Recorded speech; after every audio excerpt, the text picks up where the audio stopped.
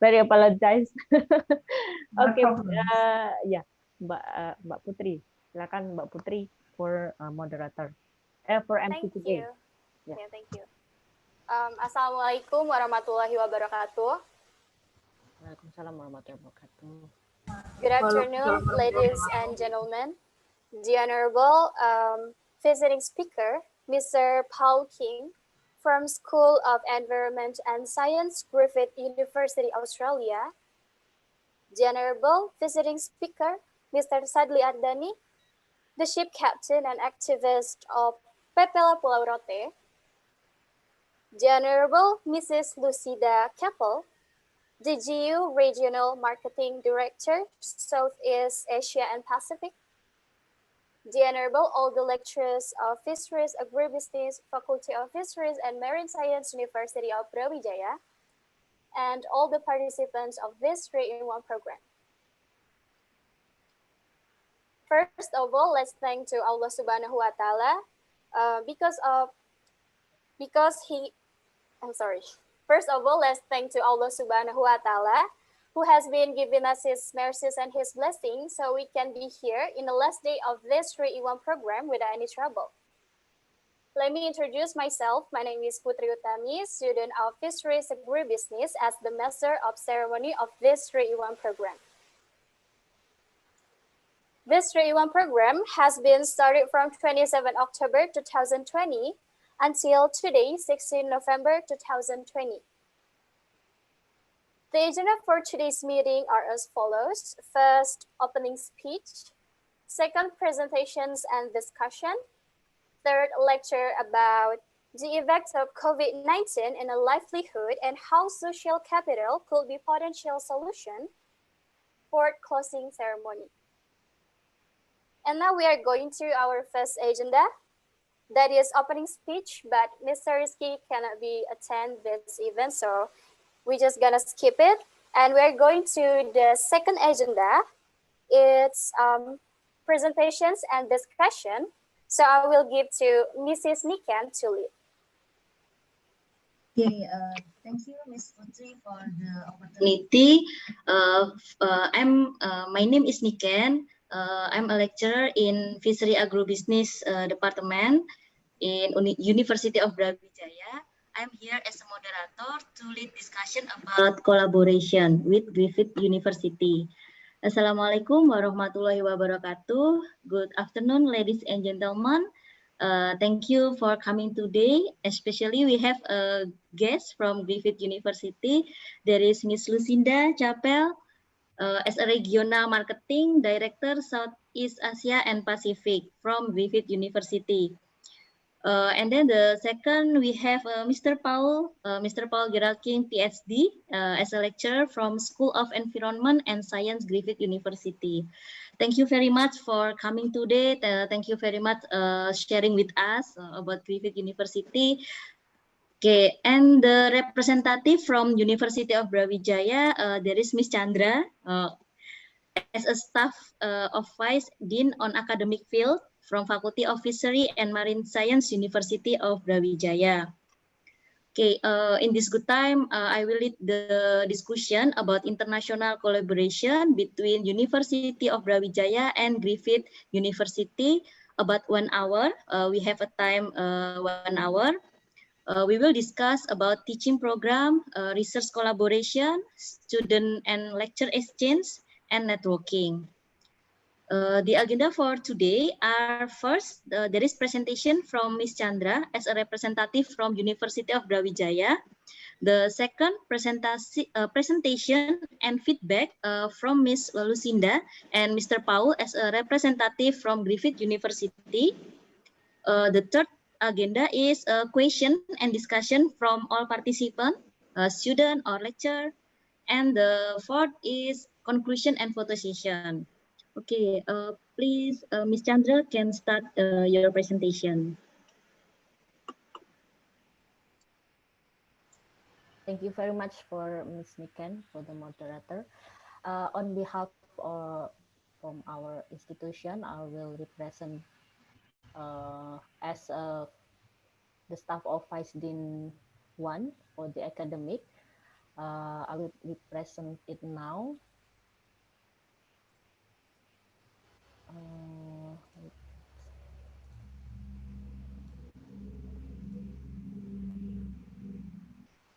Could you see it my PPT? Bisa lihat PPT-nya? Bisa. Yep. Bisa. Okay. Welcome to my faculty, Fisheries and Marine Science Universitas Brawijaya. This is the outline, and this is our dean, Professor Happy Nursham, and then this is vice dean for the academic is Dr. Daduk Hadi, MS, and then vice dean 2 is Dr. Arning Ekowati, and then the vice dean for student cooperation is Dr. Guntur.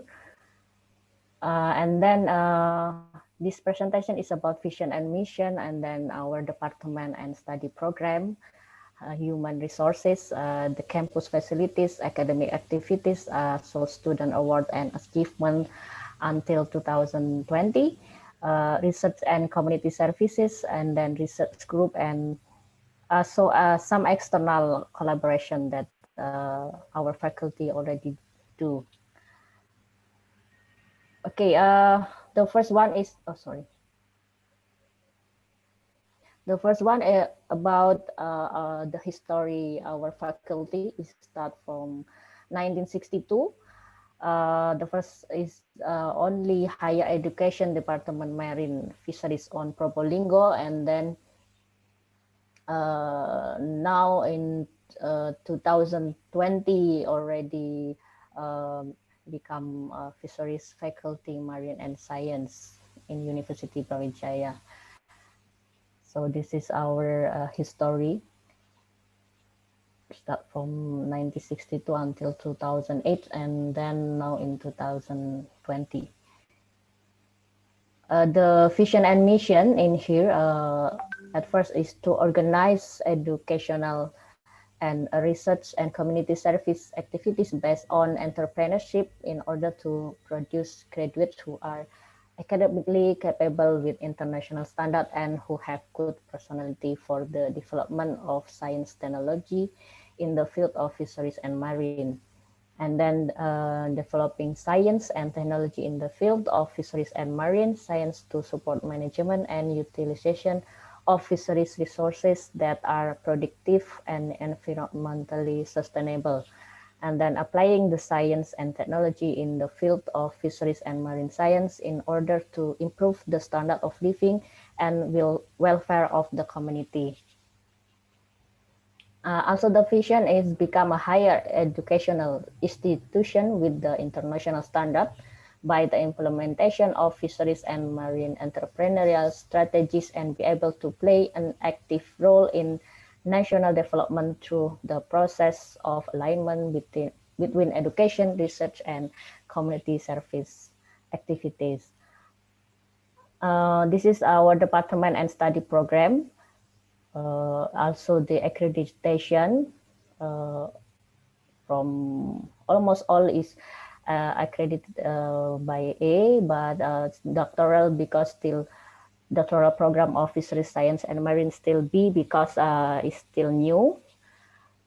And we have 6 undergraduate study program and 1 graduate master program and 1 doctoral program with this accreditation. This is for undergraduate department aquatic resource management. And then also undergraduate department utilization of fishery and marine resources. This is my department in undergraduate department of socioeconomic of fisheries and marine. And then we have postgraduate program and accreditation, also international collaboration. student and human resources, we also start increasing. And this is the leadership in our faculty, external and public leadership. This is our dean, Professor Happy Nursham. He also was a chairman of Asian Fisheries Education Network, start from 2017 until 2019.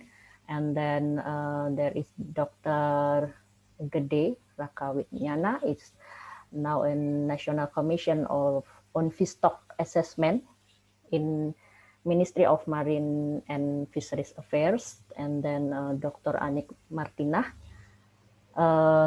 She is a National Task Force for Curriculum of Vocational High School.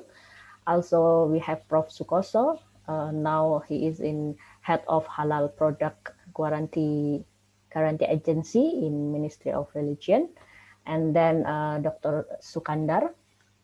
She's a senior advisor of Coastal Management Expert Association in HPI of East Java. And then Dr. Andi Kurniawan, he is the finalist of the 2019 MRHE National Best Academic Staff Award. This is also the campus facilities. We have Campus 3, yeah, in UB, and then Campus 1, Campus 2. In here, laboratory, library, sports center. And then we have Sumber Pasir Freshwater Aquaculture atau Sendang Biru Marine Station, also Probolinggo Marine and Brackwis Water Aquaculture Laboratory. And the other, this is for the technical service unit for the laboratory in Marine Station in Sumber Pasir and Probolinggo.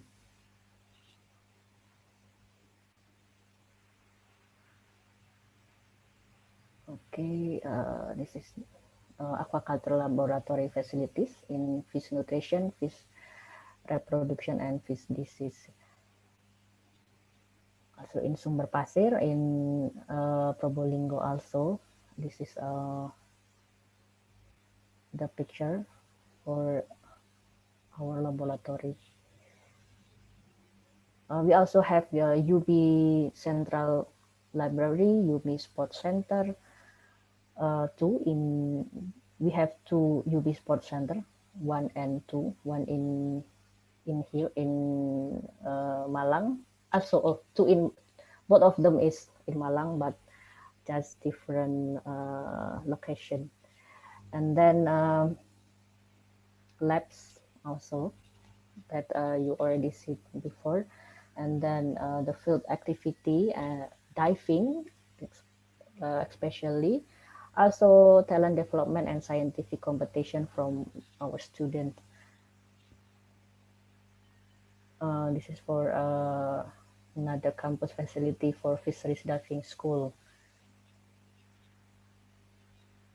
And then the IT services. We also have Gapura UB for academic. And then Siam for student academic information system. And then we have digital library, also website and social media engagement.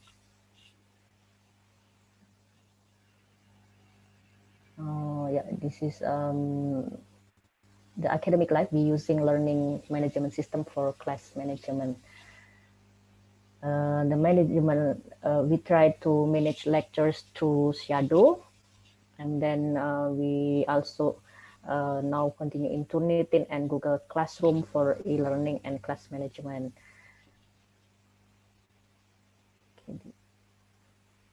And this is the student award and achievement for the our faculty UB teams become an important part of UB contingent on BIMNAS, National Student Scientific Week competition.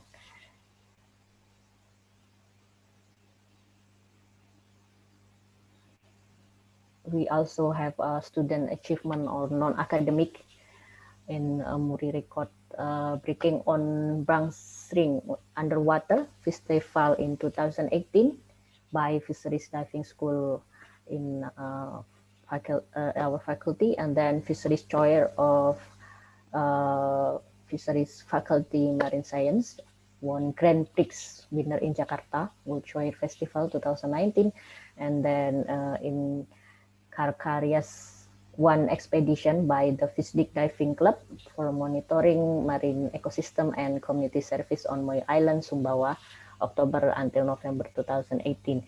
And in addition, Fisheries Faculty Marine Science Universitas Brawijaya students have achievement in the sport and also an entrepreneurial competition on regional and national level. This is a student product, the example and the entrepreneurship that they get. Also improvement of academic services and quality of fisheries faculty, marine science graduates. We have internship program for final year students, sharing alumni, and introduction of careers lab life, and then this is a collaboration with parents, and then also provide certification services for students to obtain national standard competency certificates. Okay, now this is the 3-in-1 program.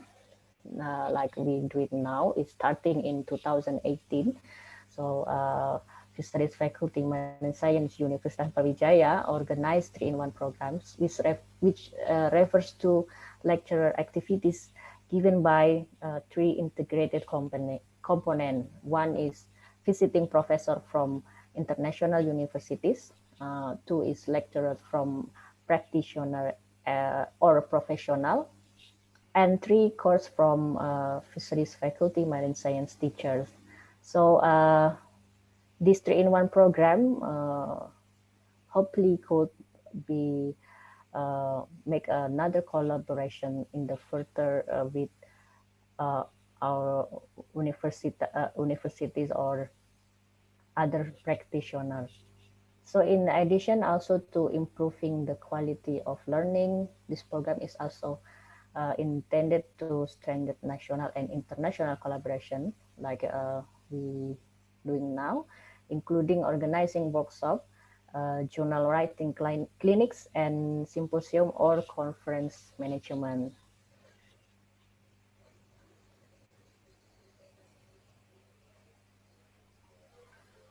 Fisheries Faculty Marine Science Research Group. Also, there are 8 research group with specific focus area based on the scientific expertise of their members. So this research group creates various innovative research products as well as scientific services and also national and international research collaboration. There are aquatic biofloc, bioecotox, and then bioseafood, correct, Inviser, and Fismo, Maxma, and Pepes Tangguh. So actually, this research group also on behalf of each our department. This is an example for product and activities of research group. Some research group also release innovative products such as Envisma Edgy is like cultivation method, and then bioexiga for immunostimulant. This is for aquaculture, and then aquatic biofloc focus on nitrifying bacteria to create biofloc product for aquaculture, and then Maxma also collaborate with external research institution to produce garbage trap tool for mangrove, while Pepes Tangguh research group also help together with the community to create mangrove derivative product for foods. And also Correct RG collaborated with MUST Taiwan and Strong Co Limited to organize UFV training for students and initiate international research collaboration with NTU and TGEU Taiwan. Okay, this is also FFMI's research products and intellectual property right. This is a mitigator for automated sea turtle egg incubator.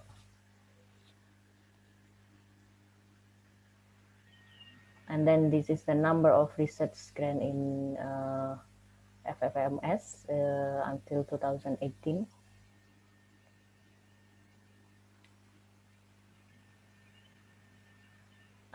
So community service activities in 2018. This is from doctor, from student, also GSR, also research group. And this is performance of scientific publication and IPR by FFMS researchers until start from 2000 until 2018. We start for increasing. Okay, this is the final for our PPT. So for admission and registration info, you could open in web https ubscid. Ya, terima kasih. Welcome to our faculty, Fisheries Faculty Marine Science in Universitas Brawijaya. Okay, that is my PPT. I return back to moderator, Mrs. Niken. Thank you. Thank you, Ms. Chandra, about your presentation about our faculty, our specific field, and our research in Faculty of History and Marine Science. Okay, the second agenda is presentation from Ms. Lucinda. Please welcome Ms. Lucinda. You can start your presentation. Terima kasih banyak. Thank you everyone for having me this afternoon. My name, nama saya Lucinda Chappel dari Universitas Griffith. Saya di kampus di Brisbane, di Nathan Campus. Sekarang saya kerja dari rumah. Tapi ada banyak dosen-dosen dari Griffith yang di kampus sekarang. Okay. So, ini presentasi saya akan pakai bahasa Inggris karena lebih lancar. Okay. So let me share my screen for the presentation. Can you see? Yes, we can see. Okay. And do you just see the first slide? But it is not a full presentation. Okay, let me see how I can get this.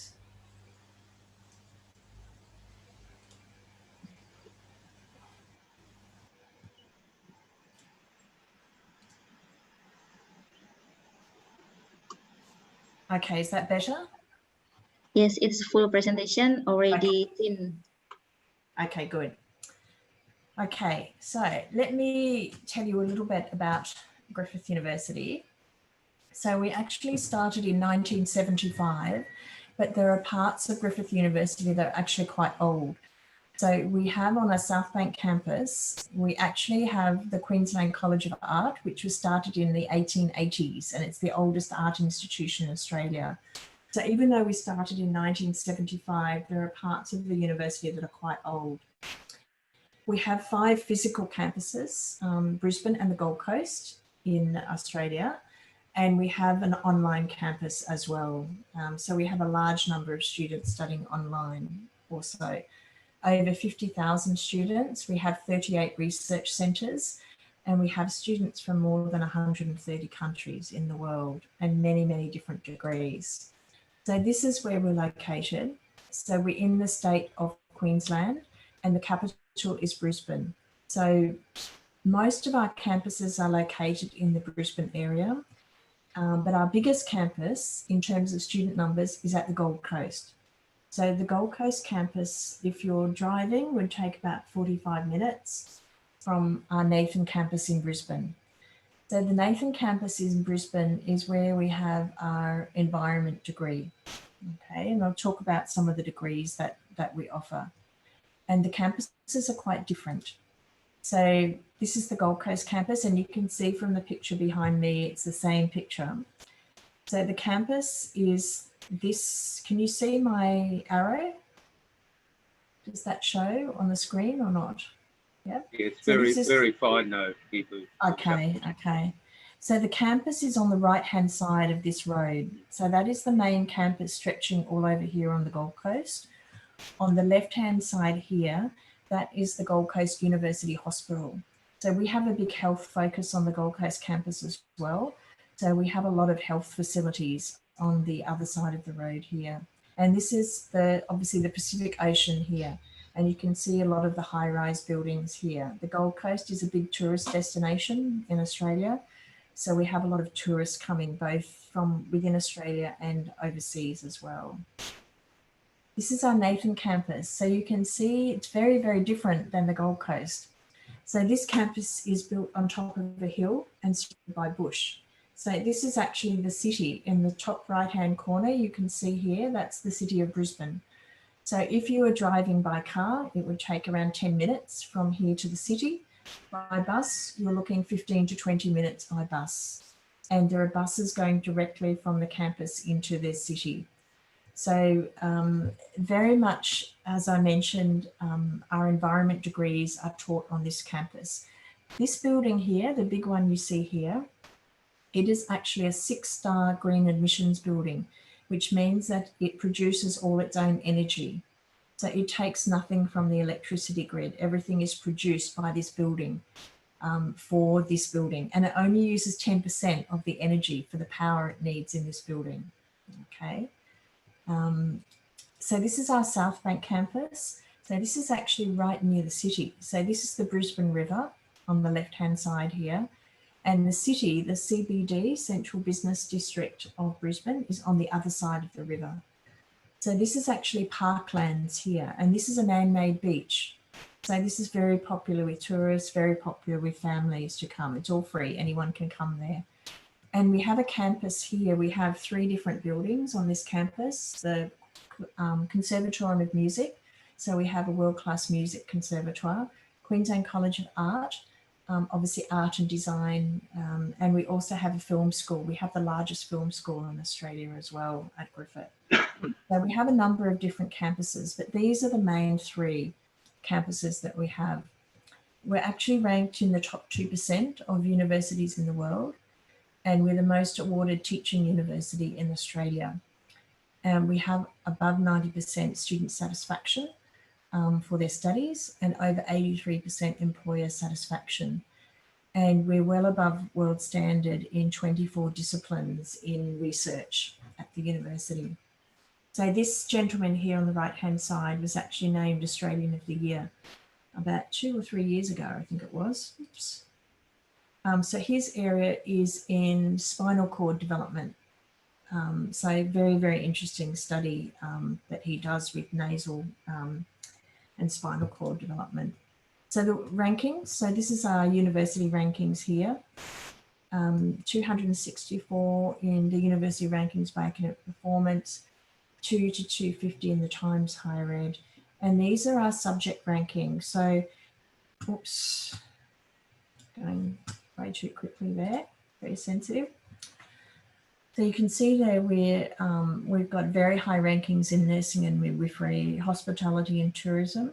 And we're also ranked number 8 in the world in marine and ocean engineering and number 2 in Australia. Top 50 in law, top 51 to 100 in education, energy science and engineering, geography and water resources. And you can see the ones there were top 150 in various areas in engineering, dentistry, environmental science and ecology, in the physics area, nanoscience, oceanography, pharmacy, political science, and public administration. So we have quite a lot of courses and subject areas that have very high rankings in world rankings. I mentioned before about top teachers in Australia. We've won the most Australian University of the Teacher Awards, programs that enhance learning, awards for teaching excellence, and citations for contributions to student learning. So even though we have very high research, we're also very focused on our teaching as well. And I mentioned before about the student satisfaction. So very high satisfaction rates overall with arrival, learning, living, and support services at the university. At the moment with COVID, all of our degrees are virtually taught online. There's a couple that aren't taught online because it's impossible for that to happen due to the nature of the degree, but most of our degrees are taught online at the moment. And we have this, we don't know when borders will open, so we're encouraging students to actually start their degrees online, and then at the stage when borders will be open, that then they actually will be able to come on campus. At this stage, we don't know when the borders will open. They're currently still closed, both for international students and visitors coming in, but also Australians aren't able to leave the country either. We're banned. We have to apply for special permission if we want to leave Australia. So it's a very interesting time at the moment for us all. But it has made us very focused, as I'm sure you as well, on delivering content online. So that's not only lectures, but also lab work. A whole range of different activities are taking place online. Virtual reality is being used with some of the study areas that we have as well. So it's quite an interesting focus and movement towards doing everything online. And we've had to have a very rapid development of that earlier this year. So study areas, you can see there we have a big range of study areas at Griffith. We're a very comprehensive university, just like Brawijaya. So we have studies in many, many different areas. But I'll focus on some of the areas that we have in common. So we have a Master of Environment, which I'm sure Paul has spoken about before, Dr. Paul. It is a 2-year degree, Master of Environment. It's taught on our Nathan campus in Brisbane, and students can start in March or July. So the academic year in Australia starts in February, March, and finishes at the end of the year in November, December time. So we have 2 intakes a year for the Master of Environment. As you can see here, I've got a couple of take-home messages that Griffith was the first in Australia to actually offer environmental science as a degree. And we're the only university in Australia that has accreditation by the Environment Institute of Australia and New Zealand. And we have a 5-star rating by environment and marine science students. So in the environment degree, you can major in climate change adaptation, economics and policy, environmental planning, and environmental protection. And you can do a dissertation or a minor thesis in your final trimester. So that means if you do 1 semester thesis, that will provide you with the research background if you want to go on and do a PhD after then. We also have 2 programs which I'm sure you'll be very interested in. We have a Master of Catchment Science, which is a 2-year degree. It's taught in Brisbane, and you can also do this degree online as well. We only have 1 intake a year for this degree, which is in March period. These are the type of subjects you're studying: ecology, catchment science, geographic information systems and remote sensing. You've got data and computer skills as they relate to catchment science, hydrology, environmental chemistry, water resource economics, soils and geomorphology as it relates to rivers and catchments. And you've got river and catchment measuring, monitoring, management and rehabilitation. Once again, this degree also has a 1 trimester project or a minor dissertation. So you can move from this master's through to a PhD as well. We have another one called a Master of Integrated Water Management. So this focus is more on the management side of water, and the other one has the focus on the science side. So this one is 1.5 years. You can study the full degree online. And these are the type of subjects that you're doing in this degree. So water sustainability and development, water accounting, water governance and policy, catchment and aquatic ecosystem health, water resource economics, and you have a final project again, or a minor dissertation. So the difference between this one and the other one is this one is 1.5 years. So you're doing 1 year of subjects and you do 1 semester of research. And this will also lead you to a PhD in Australia from that 1 semester of research. Oops. We also have another one which is called a Master of Urban and Environmental Planning. So this is mostly to do with people who are interested in planning of urban environments. Okay, you can see the type of subjects that you've got there. So some students may be interested in getting into more the mainstream of environmental planning and town planning, which obviously includes river areas as well as city areas. So this degree is a 2-year program, and you can come in there with a planning degree, or you can come in there without a planning degree into this 2-year program. And we also have a degree in environmental engineering and pollution control. So if you already have an engineering degree, you can get into this one. If you don't have an engineering degree, but you have a related degree, then you can enter this program as long as you have 2 years of related work experience to give you a background. And you can see there the type of subjects that you're studying in this program in environmental engineering and pollution control. We have a range of scholarships here at Griffith as well. So we have 3 main ones. We have a 50% tuition scholarship. So this is for postgraduate master's degrees and obviously undergraduate degrees as well. The 50% one you have to apply for, and there are limited numbers of these scholarships. You have to write a personal statement with that one, and it's for the duration of your degree. So if you come in for a master's degree, it's for the duration of 2 years of that master's. Academic excellence is 25%, academic merit is 20%. They're also for the duration of your degree, but you don't have to apply for that one. It's automatically applied when you, with your offer letter. So we look at your academic background, and from your grade point average, if you meet the criteria, you'll be offered the scholarship in your offer letter. We also have PhD scholarships. So if you're already doing a master's degree or have a master's degree and you wish to do PhD study, we have, obviously Griffith has, being so big, we have a lot of different areas that you can go into. It's very different in Australia doing a PhD than in Indonesia, because we don't have to register PhDs in certain areas. So for instance, we don't have to register a PhD in aquaculture or a PhD in environment or a PhD in business. All we have to do is register a PhD. So that means that, that students can study from any different area. So anywhere that we have expertise at the university, students can study in those areas. And it also means that you can mix areas together. So we have students who combine different interest areas, and they will have supervisors that come in from those different areas to supervise them.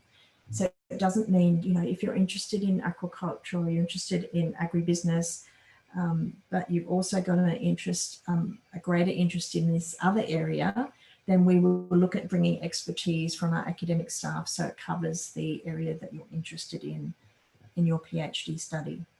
And obviously your PhD study is about something that is unique. It's not something that has been done before.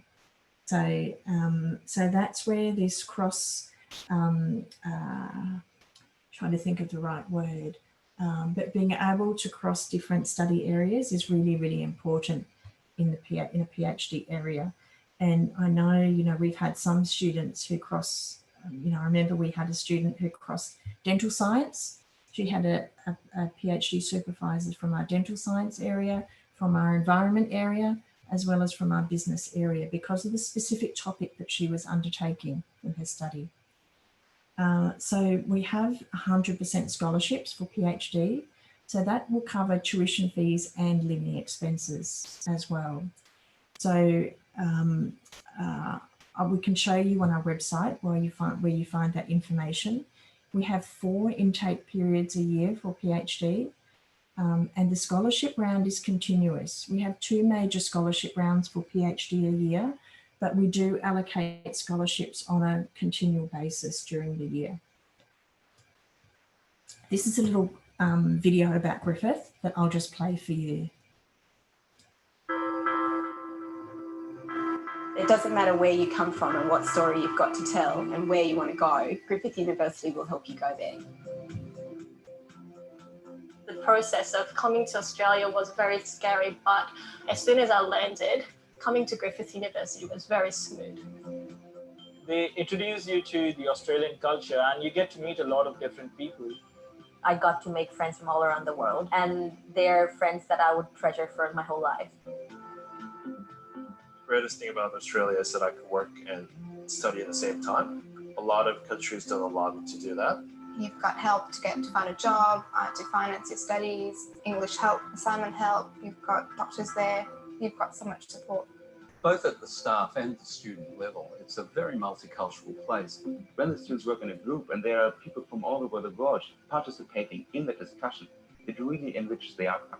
I love teaching international students because every time I walk out of that class, I've learnt something myself. Griffith University is a leader in the teaching space because it allows us to be able to use non-conventional ways of teaching our students. I have a lot of amazing teachers and some of them have really good stories that inspire me, and I think, well, I want to be like them. The great thing is that most of the lecturers, they're doing their own research as well, so they're really passionate about what they're doing. There are some serious environmental problems to solve right now in the world, and Griffith graduates are going to be the people to do it. If you get a degree from us, you can work anywhere in the world. If you dare to dream big and think of a really great and exciting career for yourself, well, you know, anything is possible. Griffith really offers you that chance to just go and just do something amazing.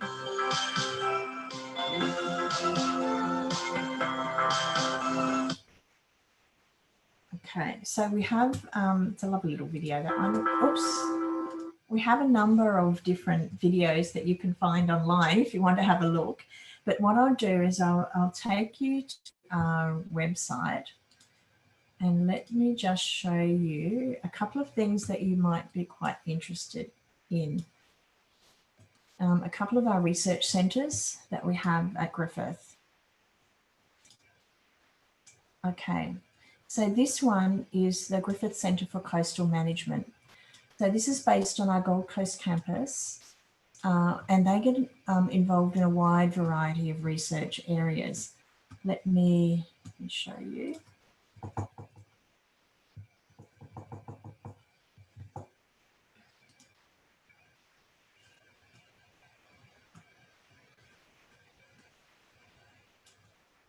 Okay, so you can see here they're doing estuarine modelling, coastlines, so to do with profiles, reef sediment, shoreline management, coastal ocean dynamics, climate change and adaptation, infrastructure and technology, and catchments and waterways.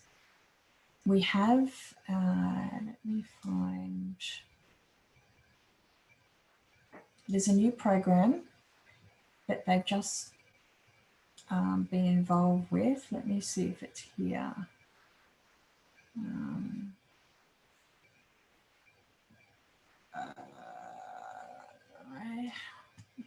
There it is. Go back to the main page. It's a collaborative research centre that has just started. Let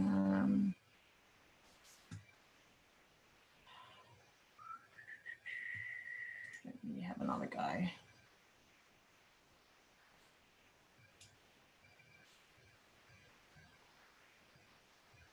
Now I can't find it, of course. It's a blue water CRC. So let me see if I can find it on the.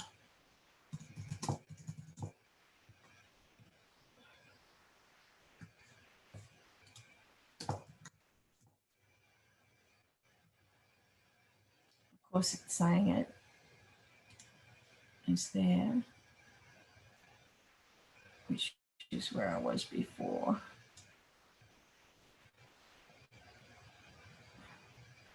Oh, there we go. Blue economy, CRC. So it's bringing together from different countries expertise in aquaculture, marine renewable energy, marine engineering as part of a single collaborative project.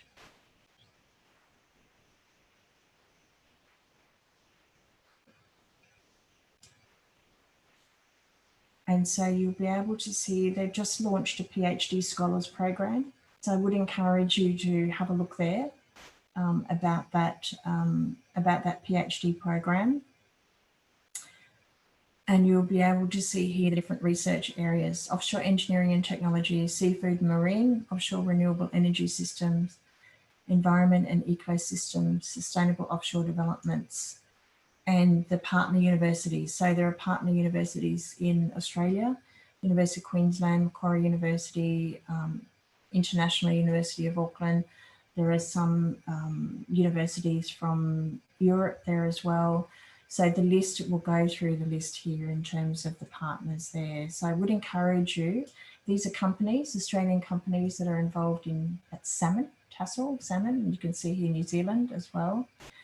So I'd encourage you to go and have a look at the at what's happening there, because that's a fairly new development at Griffith, involvement in this collaborative research centre for those projects.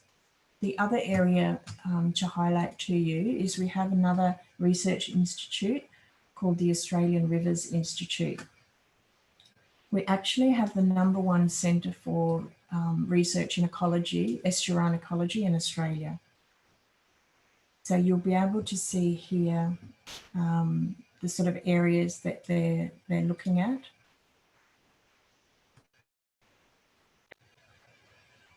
Similar to the other one. So water needs for human nature, arresting aquatic biodiversity decline, tackling land-based waterways pollution, and making catchments more resilient to climate change. Okay, so there's a range of different expertise at the university in these areas. So if that's an area of interest, or part of their research is an area of interest, then what we can do is put you in touch with some of our researchers in those areas as well for you to look at. Okay. In terms of PhDs, let me see.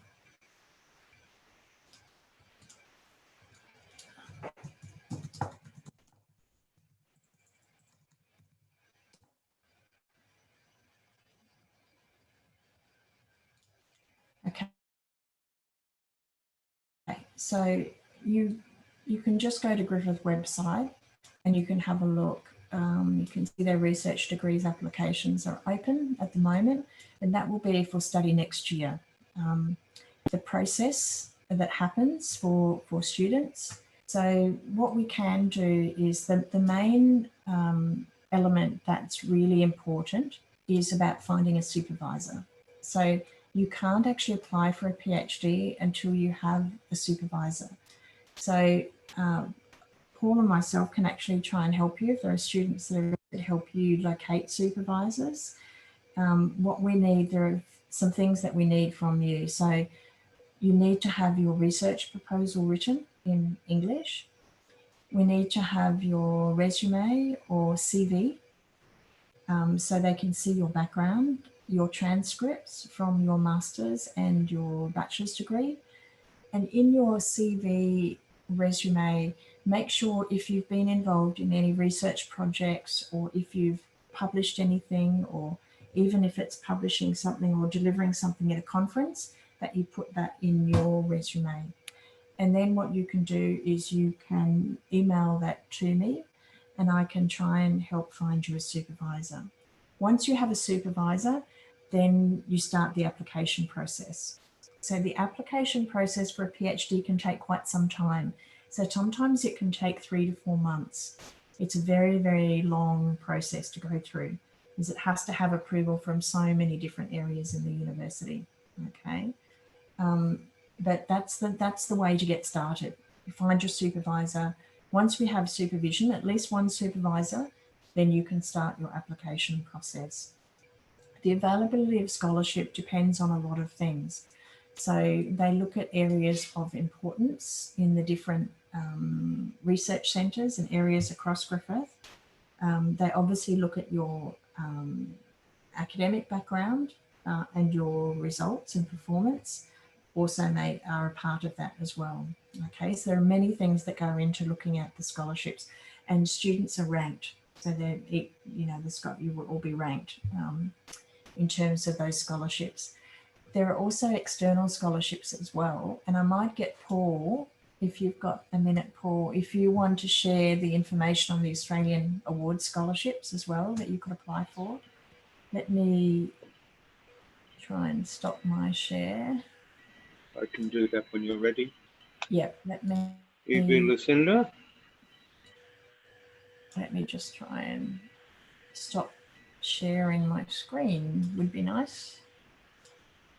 Is it going to let me? Okay. Okay, so it's stopped now. Is that good?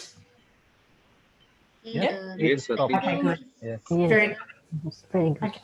So Paul, do you want to show them about the Australian government scholarships as well? Yes, I'm just looking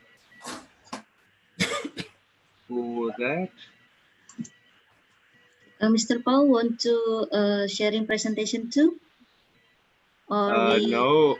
do discussion? Yes, but I showed the website for Australian Embassy first. Okay, Australian Embassy, okay.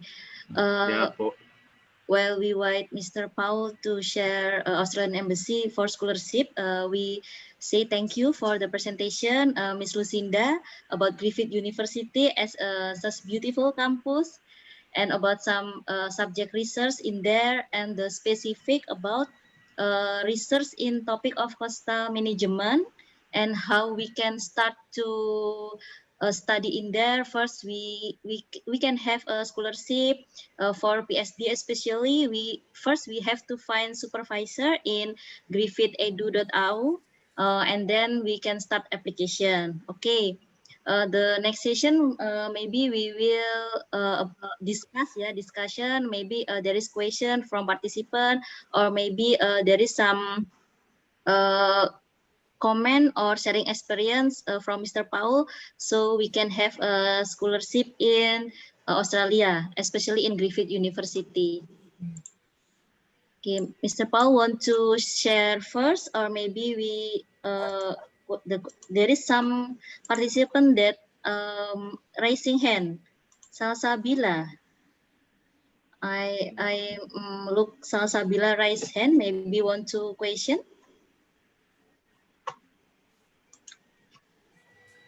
Okay, maybe another.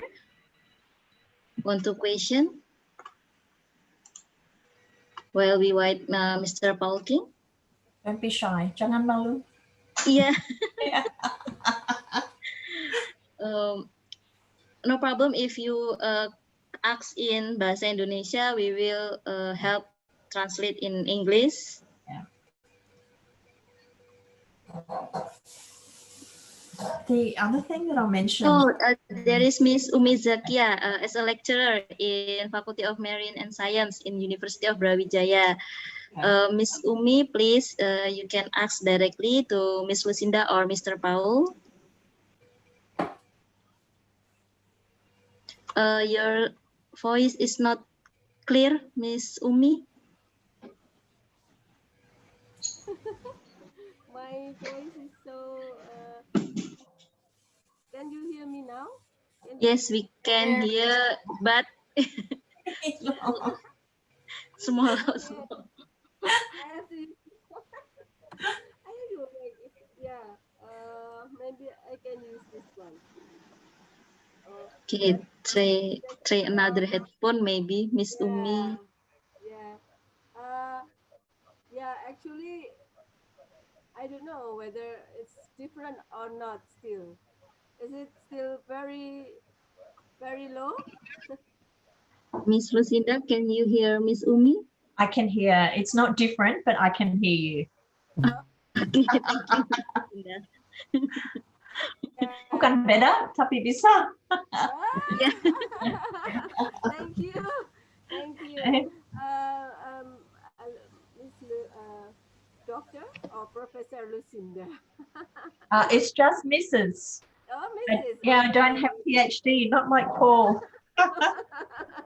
Yeah, that was a very interesting presentation.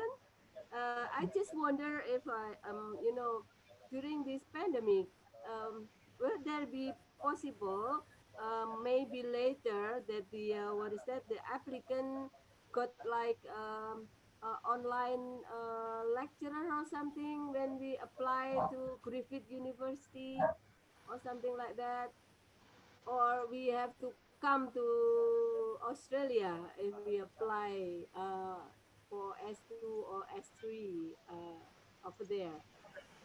Okay, thank you, Umi. It's a very good question. So we have some of our degrees are available online. So the Master of Environment, those catchment science, those degrees you can do online. Okay. When the pandemic ends, whenever that will be, and borders open, I'm not too sure whether all the degrees will still be available online or not. Okay, so the way we're working at the moment is on the basis that you start online and finish on campus. So hopefully at some stage borders will be open, but definitely at the moment you can do the degrees online. Okay, and there are some degrees that are offered online as a standard. So it doesn't matter whether the pandemic ends or not, the degree is still available. For PhDs, it's a little bit different. So PhD, it's very much dependent on the study area, the research area that you want to do. The first part of the PhD is usually your literature during your research. Paul would have gone through this with you. So a lot will depend on whether your supervisors think that you can start your PhD online without having to be here on campus. So it depends on the nature of your research. Okay. So each one will be looked at on an individual basis for PhD as to whether you can start online for the PhD. Yeah. Okay. Yeah. Okay. Yeah. Okay. Thank you. Thank you. That's all right. That's all right. And actually, at the moment, it's a very good time to be able, because so much is offered online, it's very much a good time to be able to start doing something, even if you're only doing something part-time. Because up until now, many of the degrees, you had to come on campus to study them.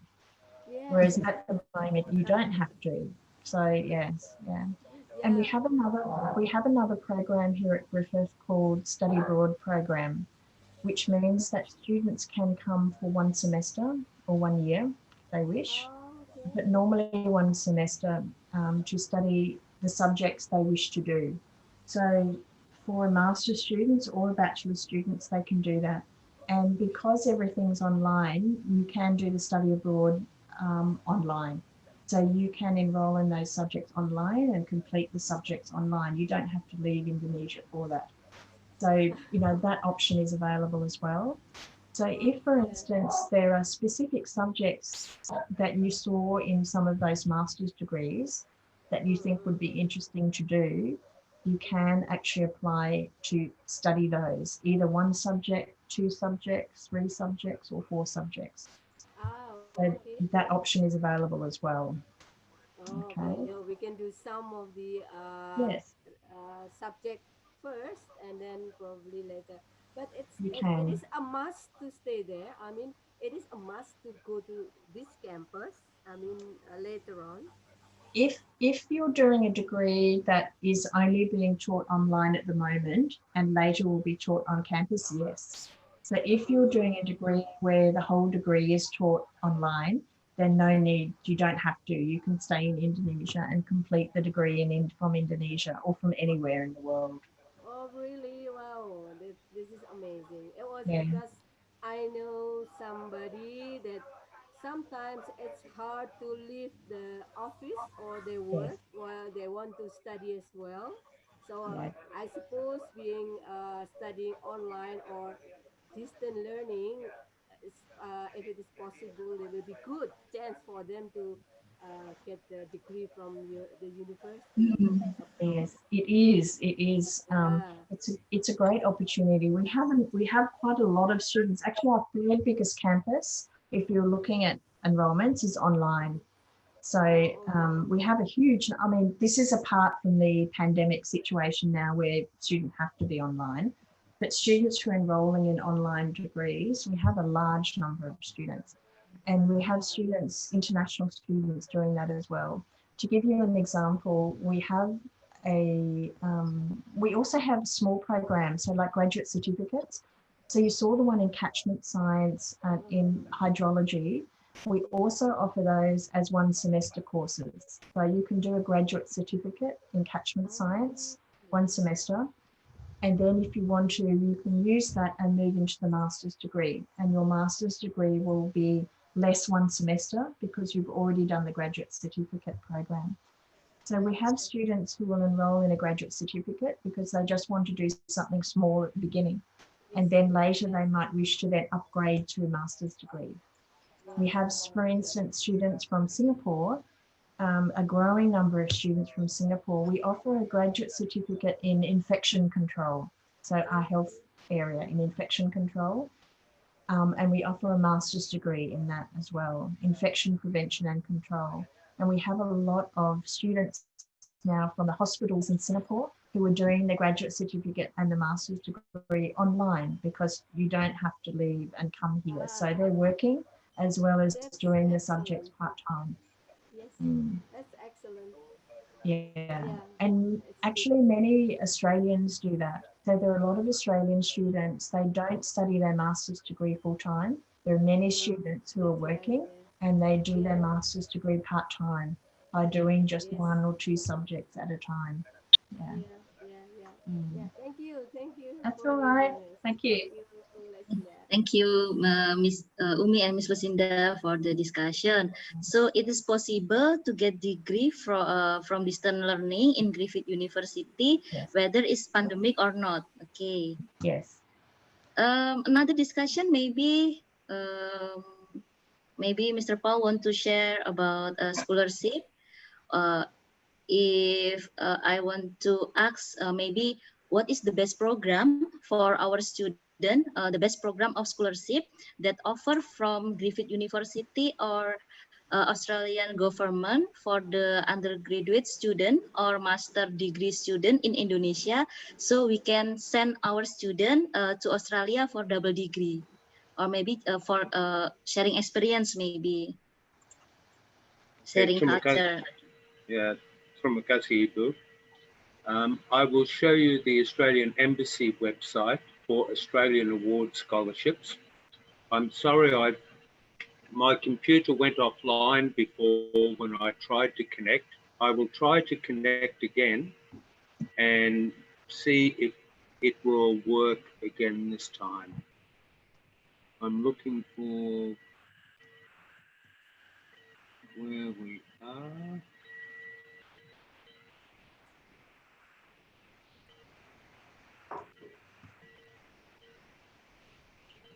Show all. That's not right. I will go through into. Wow. I'll see if I can share this now.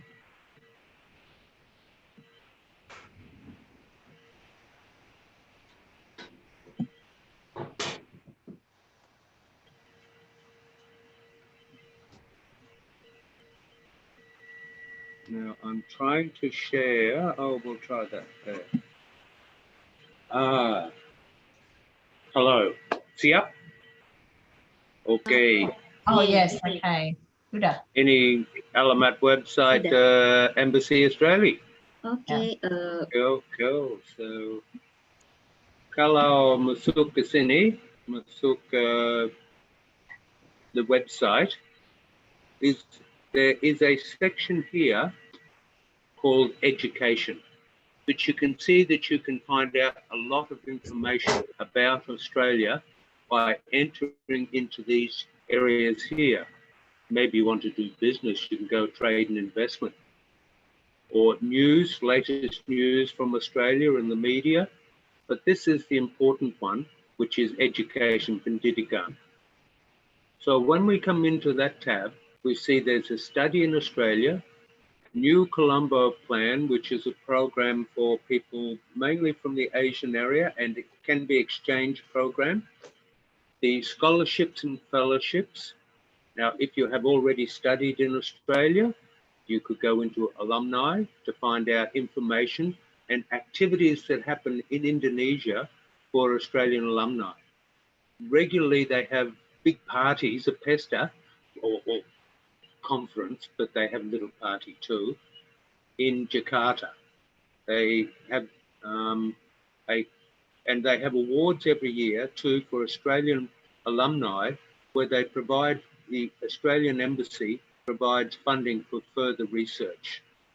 One of our friends from Kupang, Dr. Ermi Andun, who is now working with UNICEF, he won an award, I think, last year, so that he could continue some research. He's very well known in the areas of malaria and epidemiology of malaria. He's a very good man, and he would also be able to share some information with you sometime about studying in Australia. But what we'll do first is we'll go into this section here, Study in Australia. And you can see that you have the information here. I will also should point out to you that you can go in and put this in Indonesian. It will give you all the information in Indonesian language. But we have Study in Australia with a video for you to watch there, which we can play. Want to know more about how you can study in Australia? And there are different links here for you to go to for some information. We might just see if we can play this video to see what it... No, I'm not allowed to play it. Sorry. Maybe because the embassy sees it is going to a third link, and that's protected from the Australian Embassy point of view. But I will go into this link here just for the moment.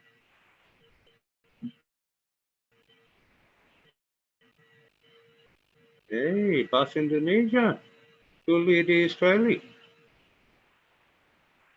And so that you can have all of your information. Here's some information about what is happening with COVID during the COVID time. So it says, whatever you want to study in Australia, it can be for you to learn at the international class, World in Australia. So please have a look at this, as you can see, and there's information not just on Queensland, but on all of the different states in Australia. And it will give you information on the different universities and what you can study there. But of course, do look at the Griffith University and the Griffith University website that Lucinda showed you before. You can have a look at that. And you can see that there's a lot of different information on the website here. I will go back one step.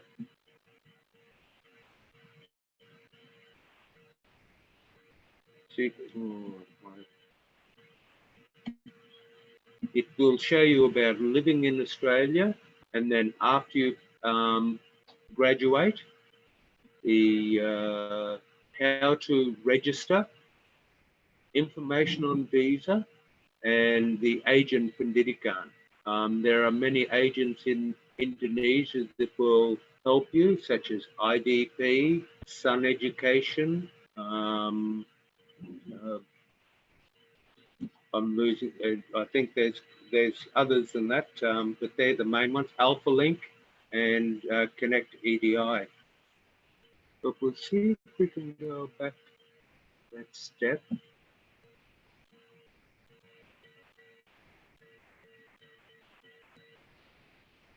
Sorry, my internet is just a little bit slow.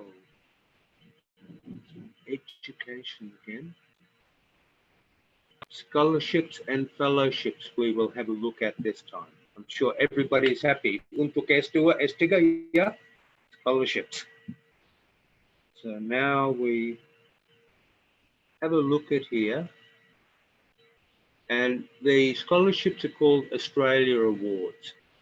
They're open for application, I think, in February and maybe August every year. Lucinda can probably confirm that. You put in the application, and then after the application goes in, they assess your needs for the quality of the application.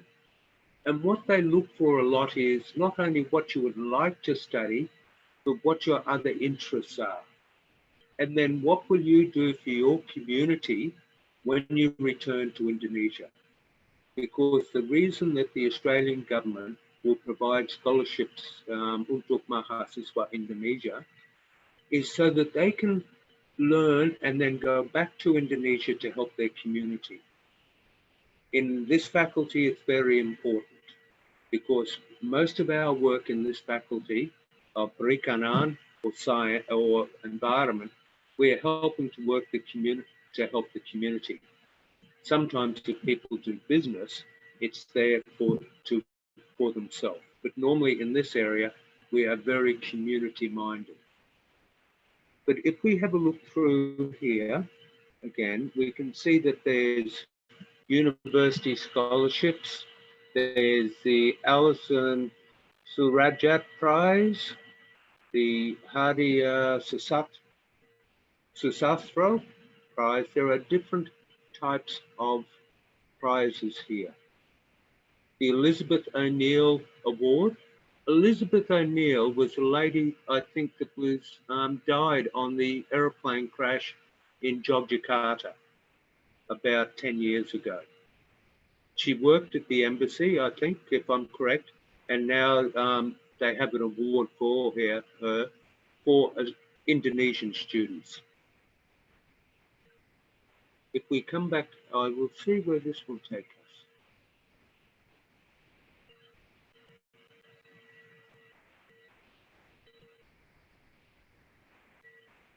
Okay, here's more information on the Australia Awards. So you have information here on your scholarships. We can go into there. Fellowships. Fellowships are normally when you have finished your Ph.D.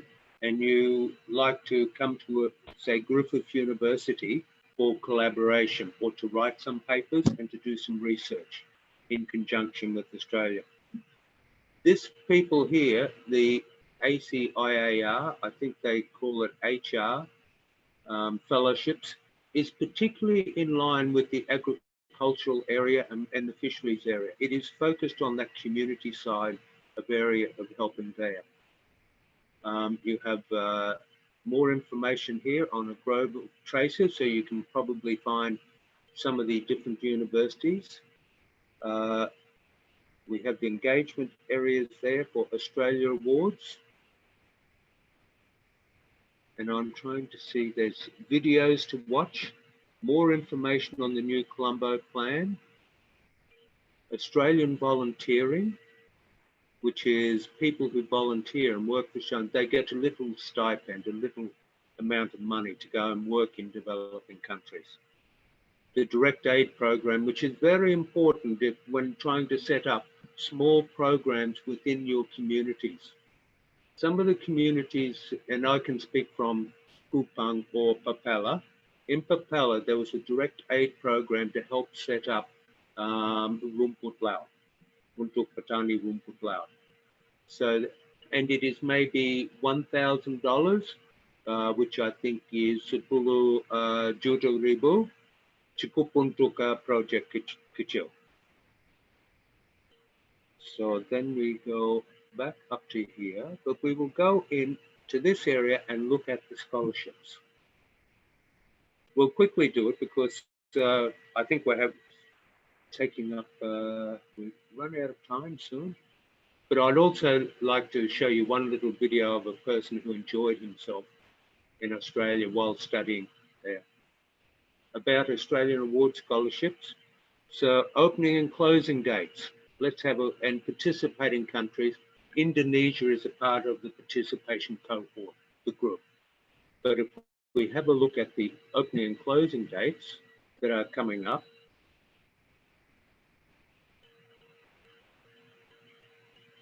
so for Indonesia, the 1st of February and the 30th of June. And here, look at this. There's an application form. Or is it, no, it's an email address so that you can go there. But if you were wishing to study there next year, you could start applying we're past the 30th of June. Maybe they have the 2001 dates, which will be in February again, to apply by then. To apply for an Australian award scholarships, you should write a short proposal. And when I say a short proposal, maybe only 500 words to 1,000 words to get the interest of the people at the Australian Awards Office. In that, you talk about what you would like to study and why you would like to study it, the significance of it, and some of your background, a very brief literature review, because when you go to do the full proposal for the application, you may do 2,000 to 3,000 words of an application. But at the beginning, 500 to 1,000 words is enough.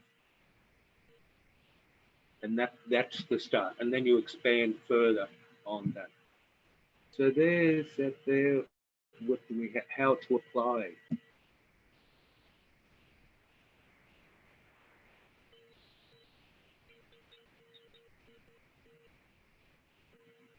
Here is all of the information. Now remember that you can put this into Bahasa Indonesia, but practice your English, practice reading English.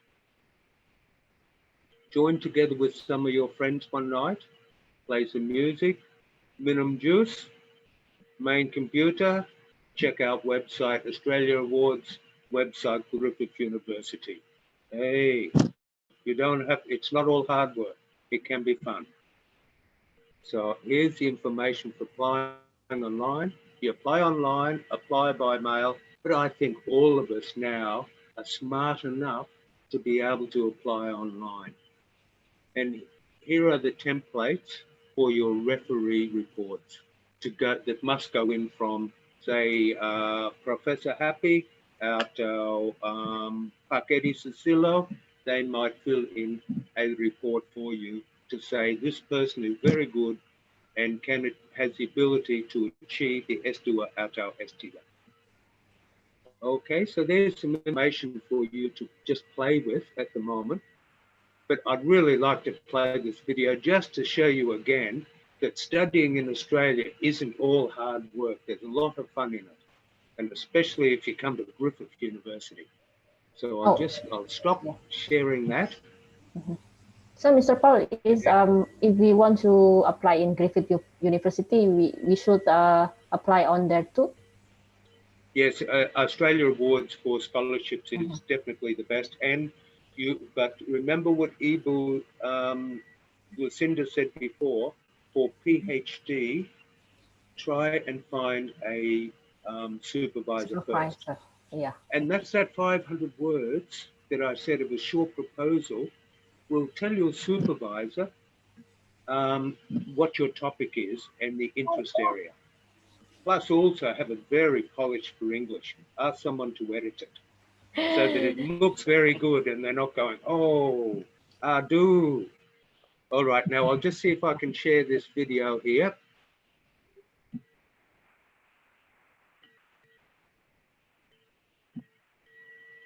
Okay, now this is a man from Canada who came to Griffith University to study.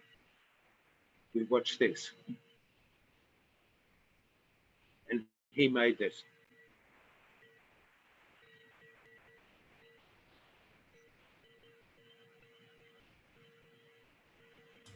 The sound's not working, Paul. Oh, isn't it? I can hear it okay. I can't hear it. Can anyone else hear? No, just see the... I cannot hear too. I can hear that. Okay, yeah, some people video can, only some then. can't.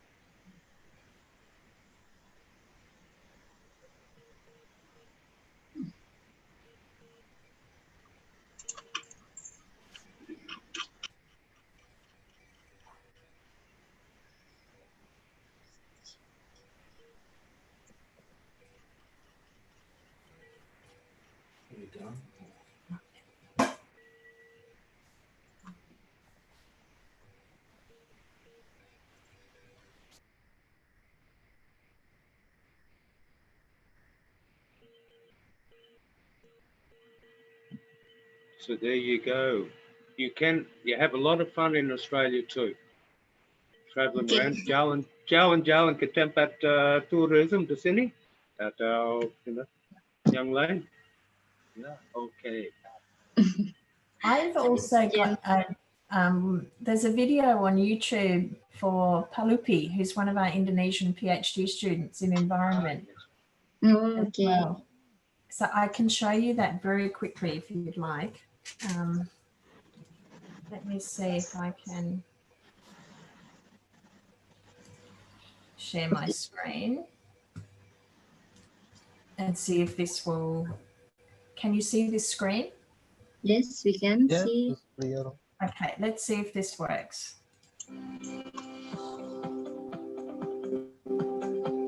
I'm from Indonesia. I'm here on an Australia Work Scholarship. In Indonesia, I work in the Ministry of Finance. The research that I'm doing here is very important for my country. It's about the contribution of natural resources on economic welfare. I'm trying to find out what is the variable or the factors that really can bring welfare for the society, the community itself. It's different in my country where the research processes rely on the supervisors. Griffith introduced us to more like independent process. Here as a supervisor relationship, I think it's more like partnership. Being here in Griffith, it's a very exciting opportunity. I found lots of support from the campus itself. As an international student, I tend to have difficulties in writing. So in Griffith, they have consultation with English help, lots of workshop by the Griffith Graduate Research School. That's kind of help that really important for me. I am part of the Indonesian students of Griffith University. We try to help new students that comes here to know that there's a support group here from your country. It really helped them. Living in Queensland, I think really it's offered me a very wide experience that I haven't before. So I'm here with my family, so very wonderful experience that we can share back in Indonesia.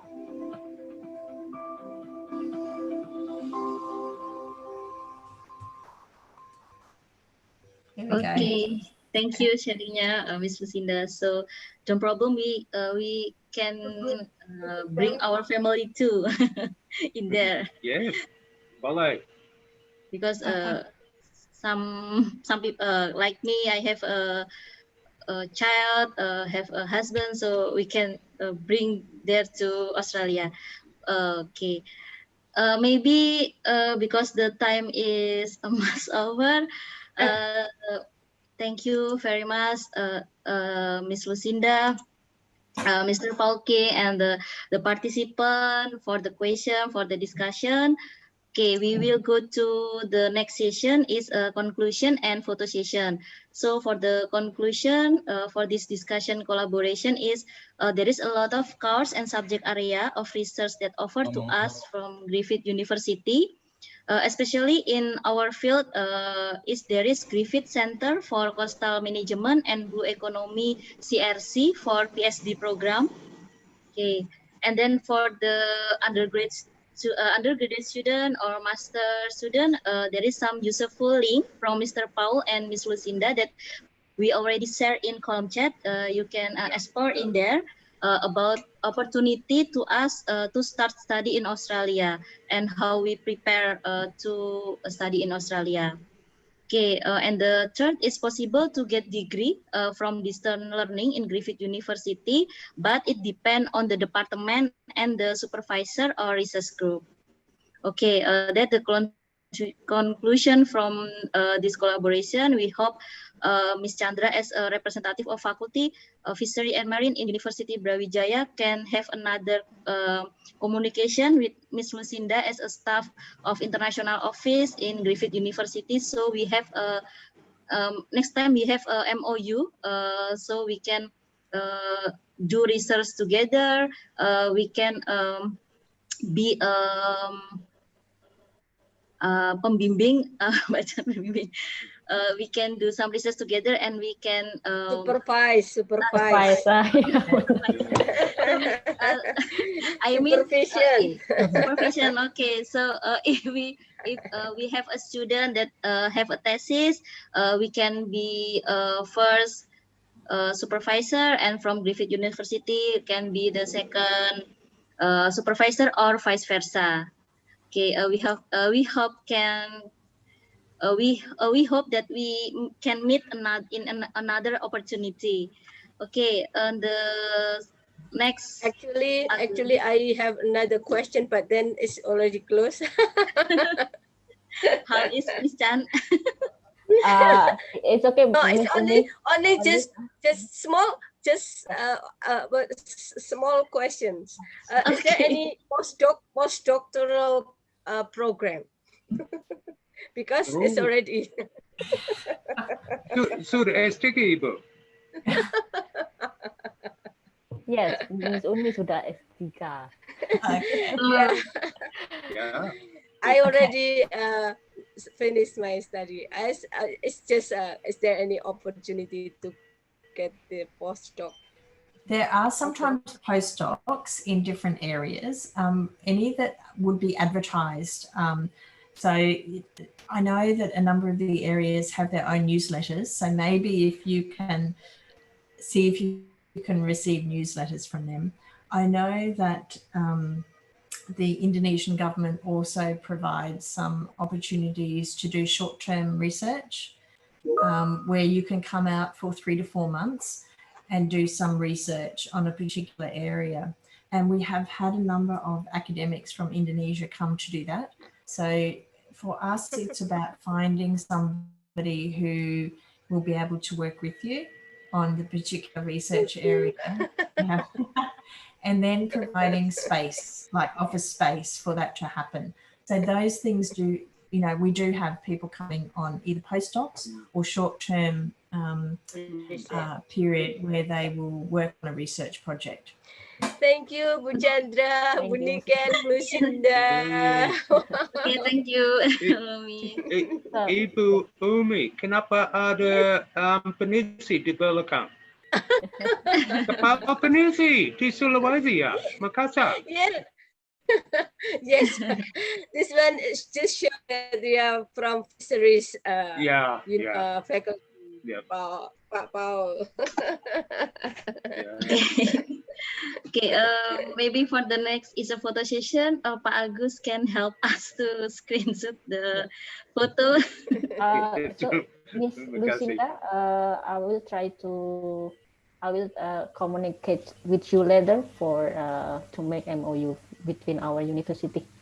And thank you very much for coming and share the knowledge and information. Also, Mr. Paul, thank you for helping. It's a pleasure. I will contact you direct, communicate with you as soon. Thank you. It's a pleasure. Thank you very much for inviting me to come. I've enjoyed talking to you all. I can only see some of you on my screen, but I know there are a lot of people listening. So thank you very much for all of you. I really appreciate it. And if you have any, I can put my email address in here. So if you have any questions you would like to ask me, please let me know. And I wait to hear from Bu Chandra about talking about further collaboration. Okay, thank you very much. Terima kasih banyak semua. Terima kasih. Terima kasih, Lucinda. Don't go yet, Lucinda. Photo. Oh, okay. Okay, photo dulu. Okay, thank you very much. Okay. For the participant, please. This is Mas Agus, a good man. He helped me when I am there. Good man.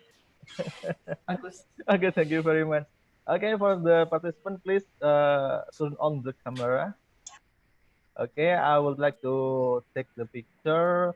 This that were 7 slides. Wow, that's so many. Okay, yes. we take slide for the first slide. Okay, I will take 1, 2, and 3. Okay, wait for the second slide. 1, 2, and 3.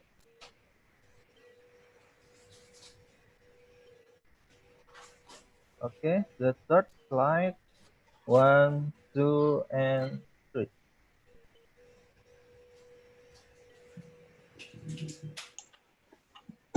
The fourth slide.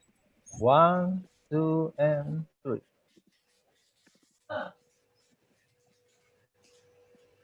The fifth slide. 1, 2, and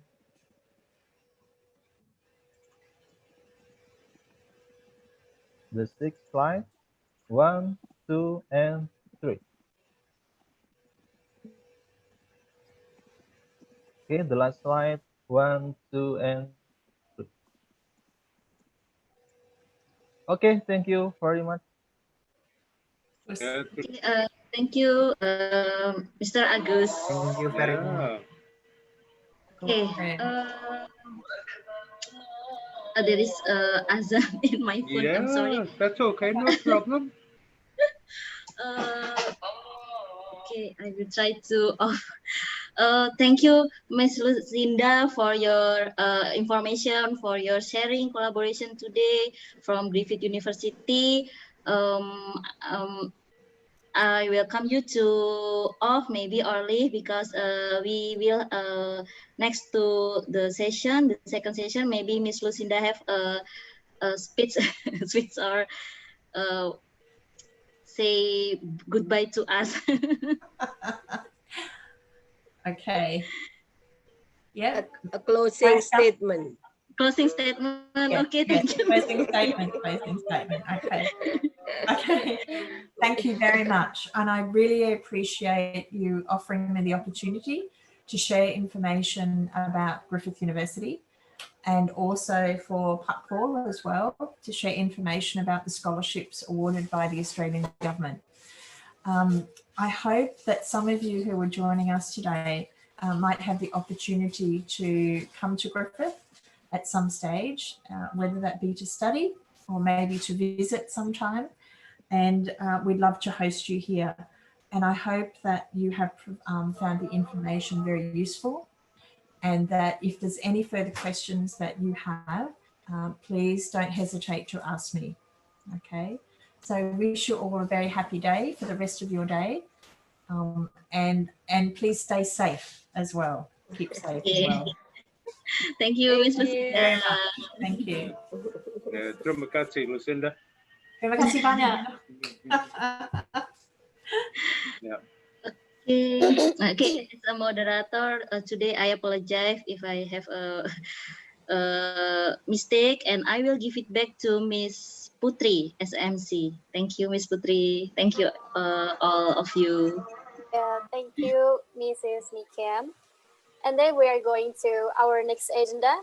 The third agenda is lecture about the effect of COVID-19 in a livelihood and how social capital could be potential solution by Mr. Paul King and Mr. Sadli Ardani. And now I'll give to moderator, Mrs. Chandra, to lead the lecture.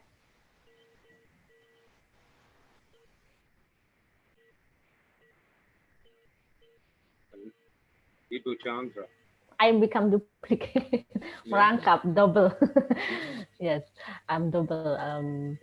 Has So Sadli come online? Yes, he already joined. That's it, very good. Pak Sadli. Mbak Nika, Pak Sadli sudah masuk ya?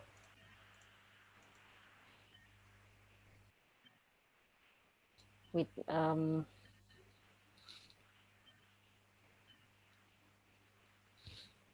Pak Sadli, I think Pak Agus, Mbak Nika? He is already joined. Pak Sadli dari Ardani ya? Yeah, already joined. Okay. Yeah. Okay. Okay, thank you for the moderator, Miss Putri. Good afternoon, everyone. I'm sorry, actually this is our main webinar, but I add some occasion. So today we will continue for the webinars for the topic of the effect of COVID-19 in the livelihood and how social capital could be potential solution. With the speaker is Mr. Paul Gerard King, Ph.D. and Mr. Sadli Ardani. It's from Papela, Pulau Rote in Kupang. Okay, I think I didn't need to introduce Mr. Paul again because almost all of the audience also know about Mr. Paul Gerard King. So the time is for Mr. Paul and Mr. Sadli for presentation is yours.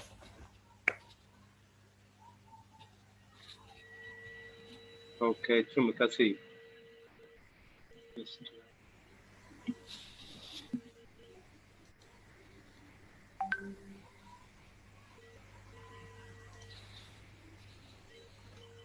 Okay, siap. Okay.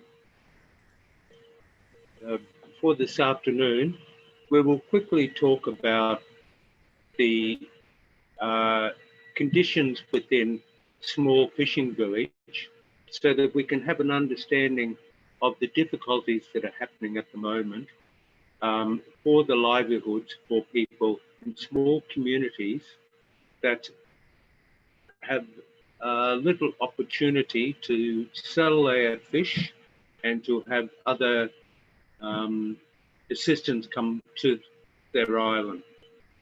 Of course, Pulau Rote itu pulau yang kecil, itu yang paling dekat Australia, Pulau Rote. Jadi banyak nelayan dari sana melaut ke perairan Australia. Mungkin Pak Sadli will help later to talk about the conditions. I will just introduce the conditions now as to how they are when I was there doing my research. I have been to Papela maybe 4 or 5 times. Maybe Pak Sadli can tell. So yeah, hello Pak Sadli. I hope that you can hear me as well. And we can chat a little bit later. But this is the program. Now today, I think we acknowledge that COVID is creating difficulties for us as researchers and as university people because of the restrictions on travel, the restrictions on face-to-face communication. But from the point of view of people living in small villages, their conditions are also not so good at the moment because it is difficult for them to continue with their livelihoods. I will then show you. Hello. Halo. Ya, Pak Sadli. Halo, Pak Sadli. Apa kabar? Kabar baik, Pak Sadli? Halo. Ya. Ya, Pak Sadli. Halo, Pak Paul. Pak Paul. Pak Sadli, bisa mendengar saya? Atau tidak? Halo, Pak Paul. Selamat sore. Ya, selamat sore. Teman saya. Apa kabar? Selamat sore. Selamat sore. Selamat sore, Pak Paul. Ya. Halo, selamat sore. Sore, Ya. Pak. Pak. Maybe apakah Shinta di sana? Nona Shinta di Ya, sana? suara Pak Paul terdengar. Suara Pak Paul terdengar di sini. Ya, bisa. Ya. Ya, bisa. Bisa. Oke. Pertama saya jelaskan tentang kondisi di sana untuk tahun biasa dan Pak Halo, Sadli selamat bisa sore. jelas. Ya, selamat sore, Pak. Can you hear me, Pak Sadli? No, maybe not. Maybe Pak Sadli cannot hear. Sometimes if you use handphone, it trouble. Halo. Yeah, maybe anaknya Shinta is there. Dia pandai dengan teknologi. Oh, Pak Sadli, I see you. Halo. Can you hear, Pak Sadli? Halo. Selamat sore. Selamat sore. Halo. Selamat sore, Pak Sadli. Ya, selamat sore.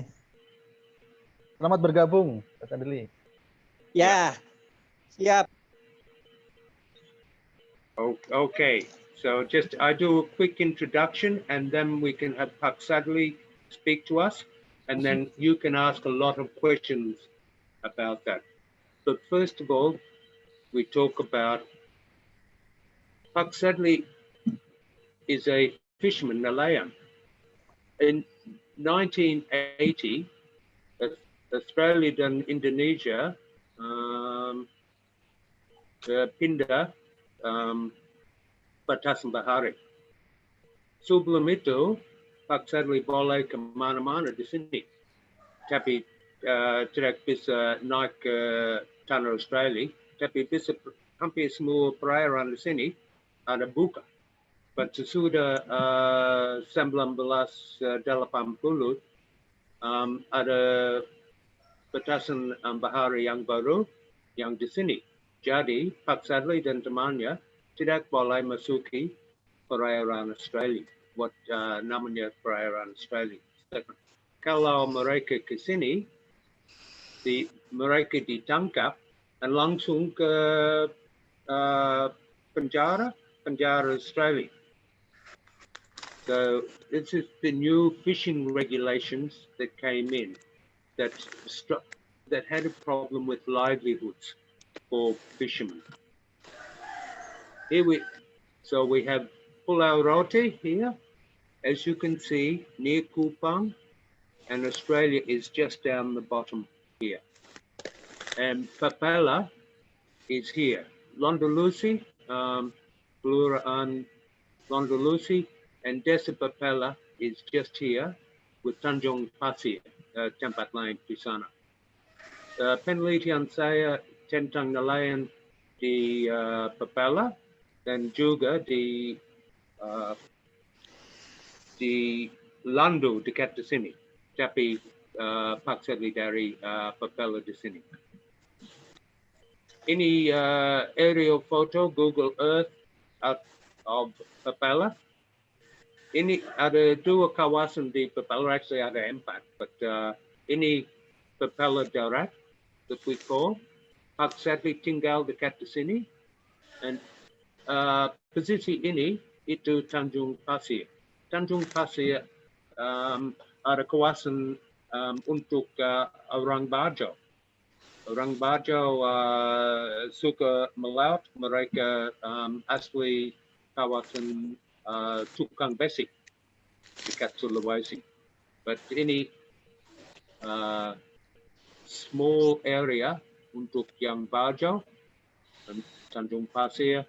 Ini area in Dermaga di sini tidak ada pelabuhan besar, ada dermaga saja. Di kawasan ini untuk di Papela, untuk social capital ada beberapa kelompok, but what paling penting di Papela ada saya pikir 3 masjid. Ada satu masjid dekat dermaga, dekat di sini, ada masjid di sini.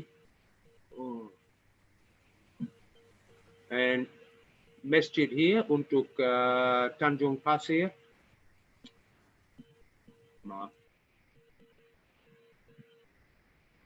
And then satu masjid dekat di sini. Masjid di Papela ada tempat yang khusus untuk informasi untuk social capital. And selalu saling membantu di sana. Juga di Desa Wisma, di tetangga, mereka saling membantu juga. Untuk mereka, sesudah mereka tidak boleh ke sini, beberapa nelayan ganti pekerjaan sampai beberapa alternative livelihood. And this is Pak Sadli with the rumput laut. Pak Sadli started with that. Then it failed because of bocor minyak di Laut Timur di Montara Lee pada tahun 2009. Ada bocor dan rusak semua rumput laut di sana, dan masih ada endapan di lantai laut di sana. Ini drying of the rumput laut. Any other alternative livelihood, tambak garam, ikan, teripang. They try a lot of different livelihood because as the fishermen they do not want to go to sea. As they become older, it becomes dangerous. Fishing is a job for a young man who is brave, strong, and goes out to sea. Once people have family, they start to think about not going to sea because it's bahaya. It's dangerous to go to sea, to go and fish when they do long journey fishing. So there are many other types of alternative livelihood that people have tried. For these people, this is apart from my PhD. It's a little bit conceptual. But for people like Pak Sadli and the fishermen, they rely on the environment to have a livelihood. Then they like to supply for their children, for the next generation. They provide the food, pangan, residence, rumah, education pendidikan, social status of good feeling and belonging to groups, and then of course kesehatan, the health.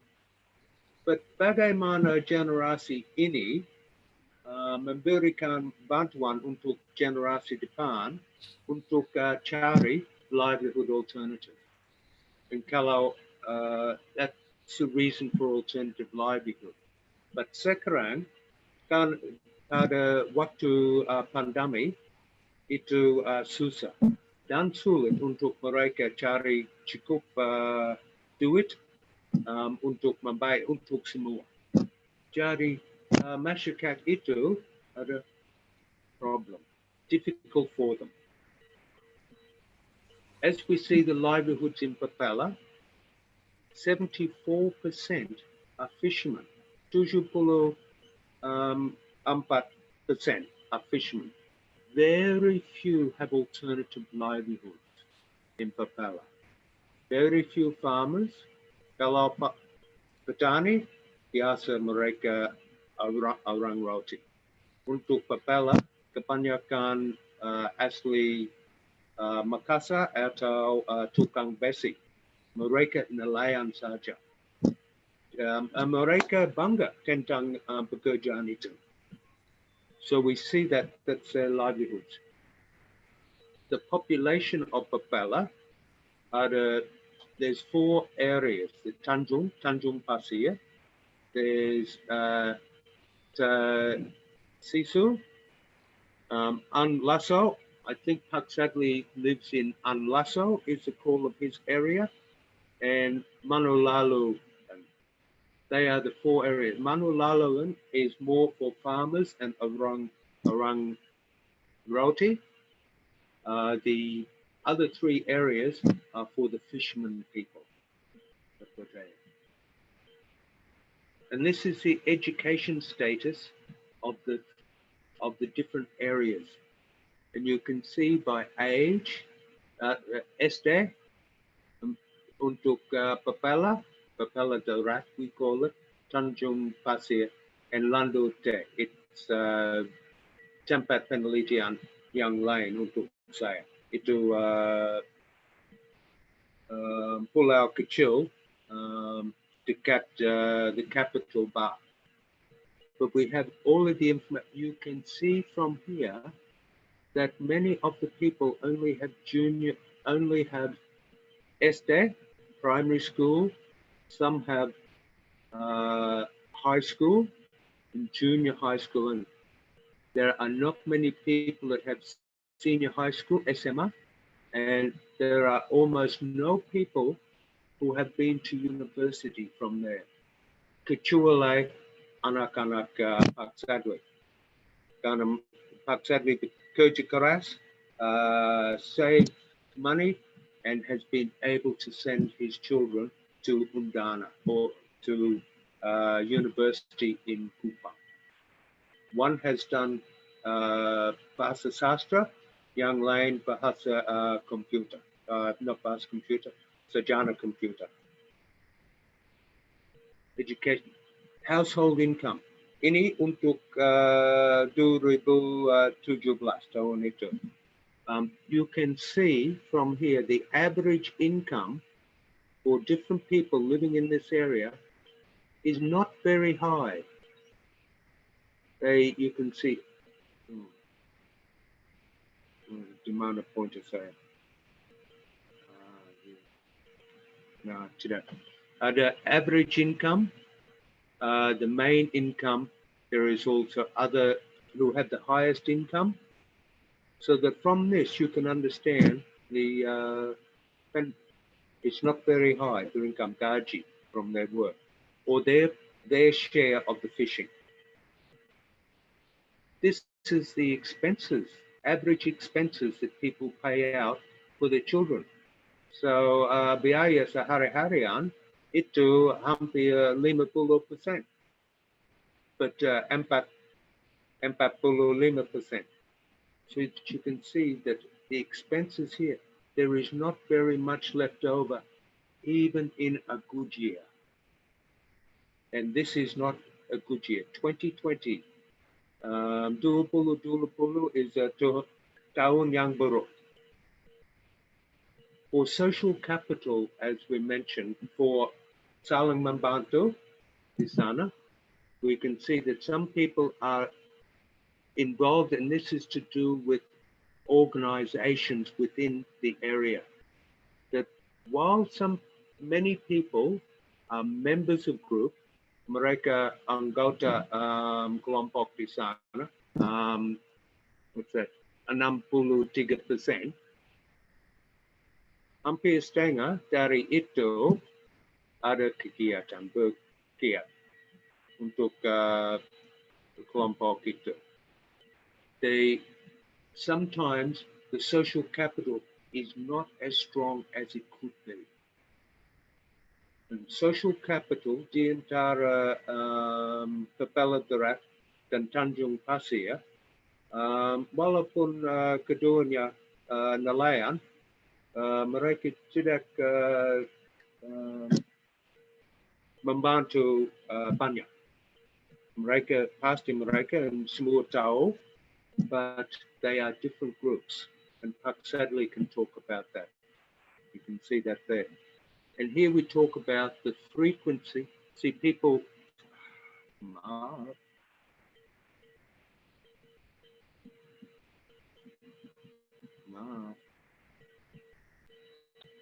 my for extended family activities, many of the fishermen become very involved dengan aktivitas keluarga besar. Jadi di dalam keluarga ada mereka saling membantu di dalam keluarga dan di dasar wisma. Saya sudah pengalaman itu waktu di Papela. They help each other to repair houses.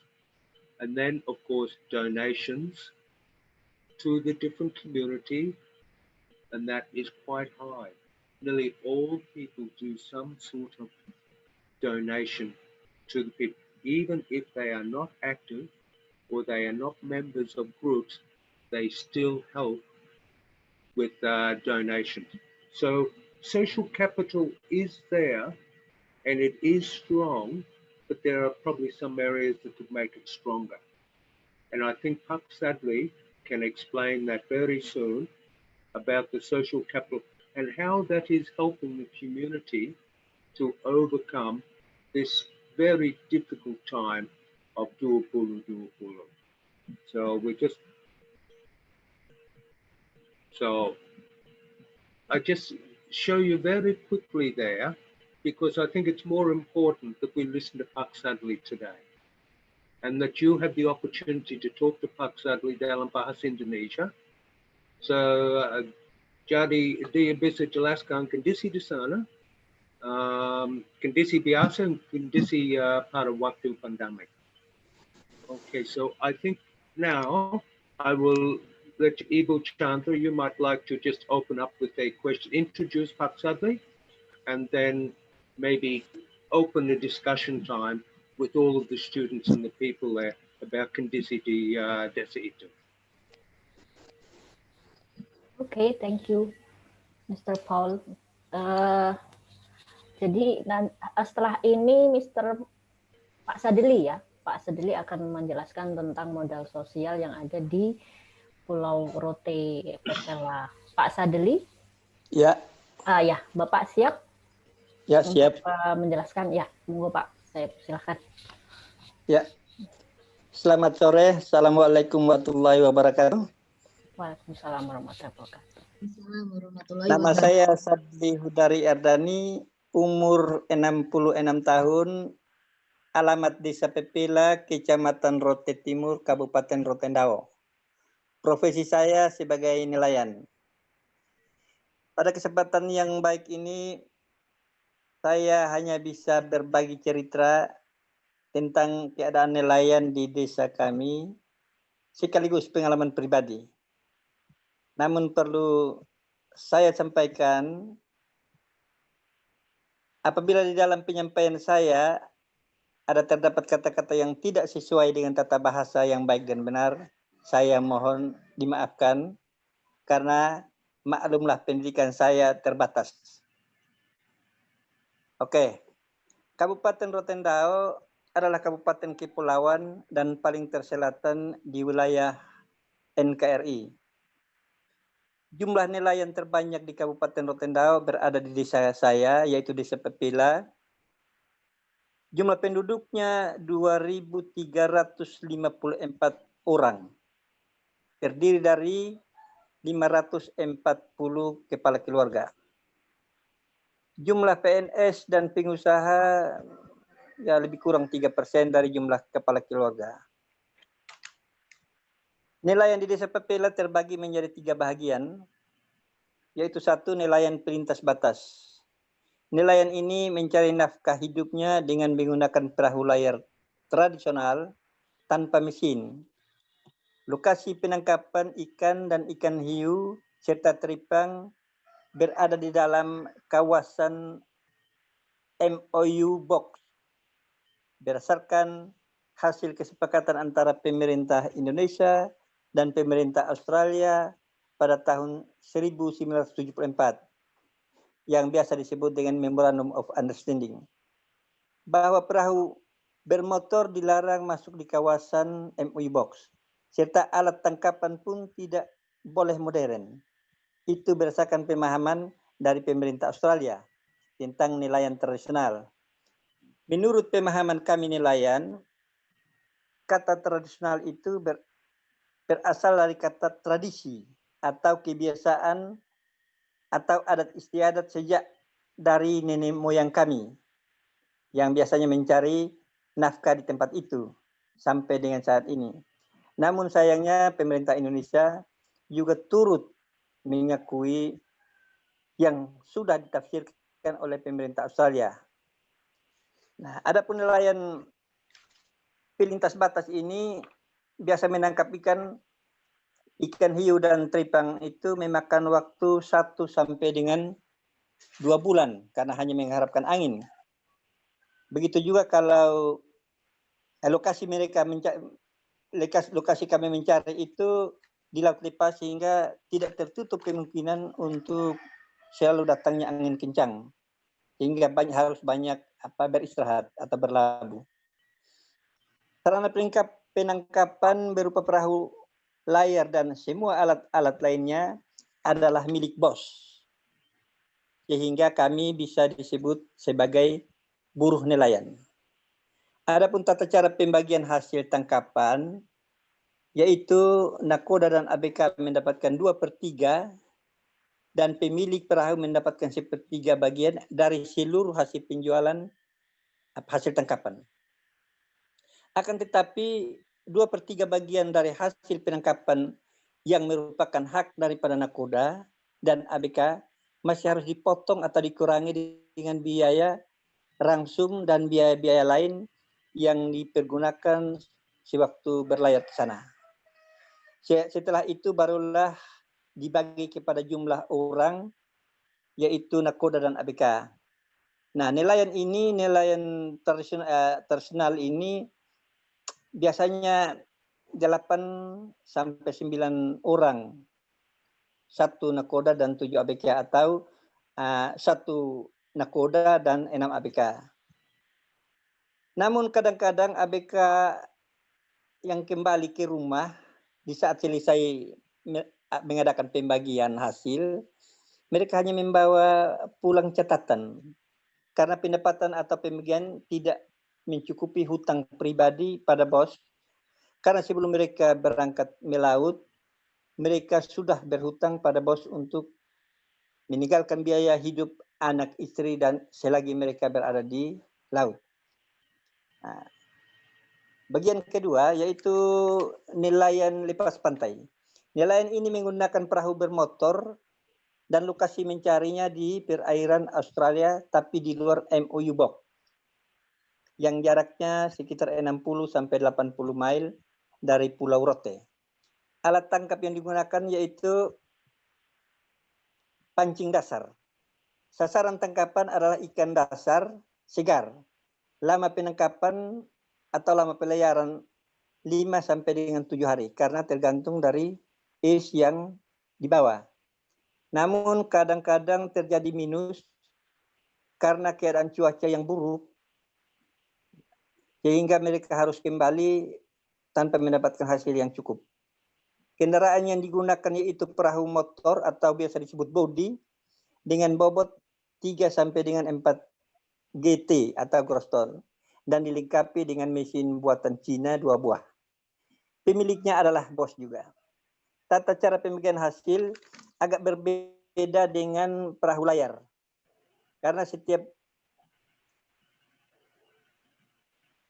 yaitu ABK dan nakoda, setiap ABK mendapatkan satu bagian, nakoda juga satu bagian, namun pemilik perahu mendapatkan 1/2 bagian. Sehingga kalau 5 ABK berarti pembagiannya 7 bagian setengah. Ongkos yang digunakan lebih kurang 3 juta rupiah untuk BBM, es dan konsumsi. Dipotong semua dan sisanya barulah dibagi buat bodi, nakoda dan ABK. 3 nelayan pesisir. Nelayan ini berasal dari nelayan pelintas batas, nelayan lepas pantai, dan nelayan yang karena usianya tidak bisa melaut lagi di tengah laut yang jauh atau jauh dari pesisir. Waktunya biasanya mulai bulan Desember sampai dengan bulan Maret karena pengaruh cuaca buruk musim barat, sehingga kami nelayan juga sangat takut akan risiko daripada cuaca buruk itu. Tata cara penangkapannya itu mancing dasar, jaring dasar, dan jaring apung. Lokasi penangkapan di sekitar pesisir pantai Pulau Rote. Kadang-kadang ada juga yang agak jauh sedikit dari pesisir, sekitar ya mungkin 3 atau 4 mil. Karena kalau tiba-tiba datang angin kencang juga bisa cepat sampai di darat. Waktu kami keluar mencari jam 3 sore dan kembalinya besok pagi. Adapun tempat penjualan hasil tangkap kami dijual di dalam desa Papela secara lokal, artinya hanya dijual di dalam dan pembelinya datang dari desa-desa tetangga serta warga masyarakat setempat. Kendaraan atau perahu motor ketinting yang digunakan kami nelayan Papela. Kami juga pernah menjadi petani rumput laut. Nah, saya pernah dengan kelompok saya pernah mendapatkan bantuan dari AUSAID untuk budidaya rumput laut pada tahun 2006 dan saat itu sangat menjanjikan. Namun pada tanggal 21 Agustus 2009 terjadilah bencana yaitu meledaknya anjungan minyak mentara di Laut Timur, sehingga mengakibatkan rumput laut kami rusak semua sampai dengan saat ini. Hingga kami harus kembali lagi pada pekerjaan semula yaitu harus melaut jauh-jauh. Nah, keempat, hoholo papadak. Hoholo papadak itu bahasa Rote, artinya konservasi secara adat di sebuah kawasan yang sudah disepakati oleh semua unsur masyarakat dan ini sudah terjadi sejak zaman raja-raja dulu dan diberlakukan di wilayah perkebunan atau di daratan. Di dalam hoholo papadak ada dibentuk petugas pengawas yang diberi nama manaholo. Manaholo yang mengatur kapan area perkebunan itu dibuka untuk dipetik hasilnya dan biasanya seminggu sekali atau 2 minggu sekali. Andai kata belum tiba waktu pembukaan dan secara diam-diam pemilik tanaman datang memetik hasilnya, maka akan dikenakan sanksi adat sesuai dengan hasil kesepakatan awal. Apa hubungannya dengan nelayan? Dengan melihat kondisi yang sudah terjadi saat ini, maka kami perlu meninjau kembali ke belakang sejarah masa lalu, yaitu 25 sampai 30 tahun yang lalu di tempat kami ini banyak sekali ikan dan begitu juga terumbu karang yang bagus-bagus. Namun karena ada nelayan dari luar Kabupaten Rotendao datang menangkap ikan dengan menggunakan bom dan potasium serta alat-alat bantu silam berupa kompresor, sehingga membuat terjadi kerusakan lingkungan pesisir dan pantai serta terumbu karang. Sehingga berdampak pada hasil tangkapan kami nelayan lokal semakin berkurang. Dengan melihat kondisi seperti ini, maka kami masyarakat, tokoh agama, tokoh adat, coba membuat aturan Hoholo Papadak. Nah, Hoholo Papadak ini yang tadi saya sudah terangkan di atas, coba-coba kami terapkan di pesisir pantai dan laut.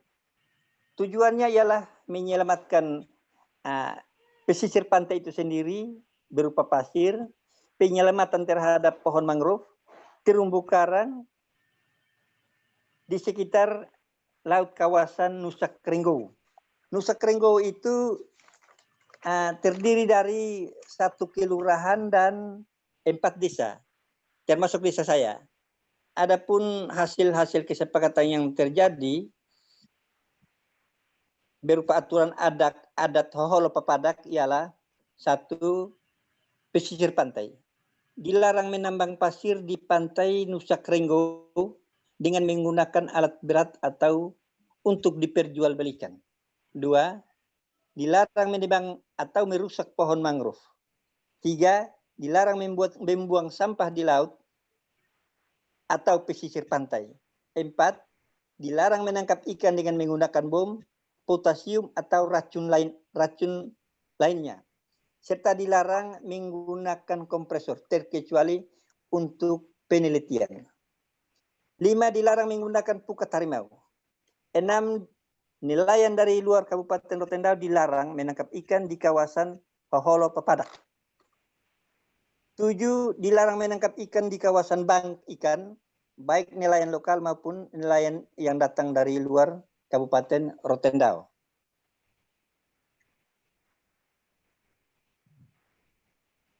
Dilarang menangkap lobster yang masih kecil-kecil. Itu sangat dilarang karena nanti mereka tidak bisa besar dan tidak bisa bertelur.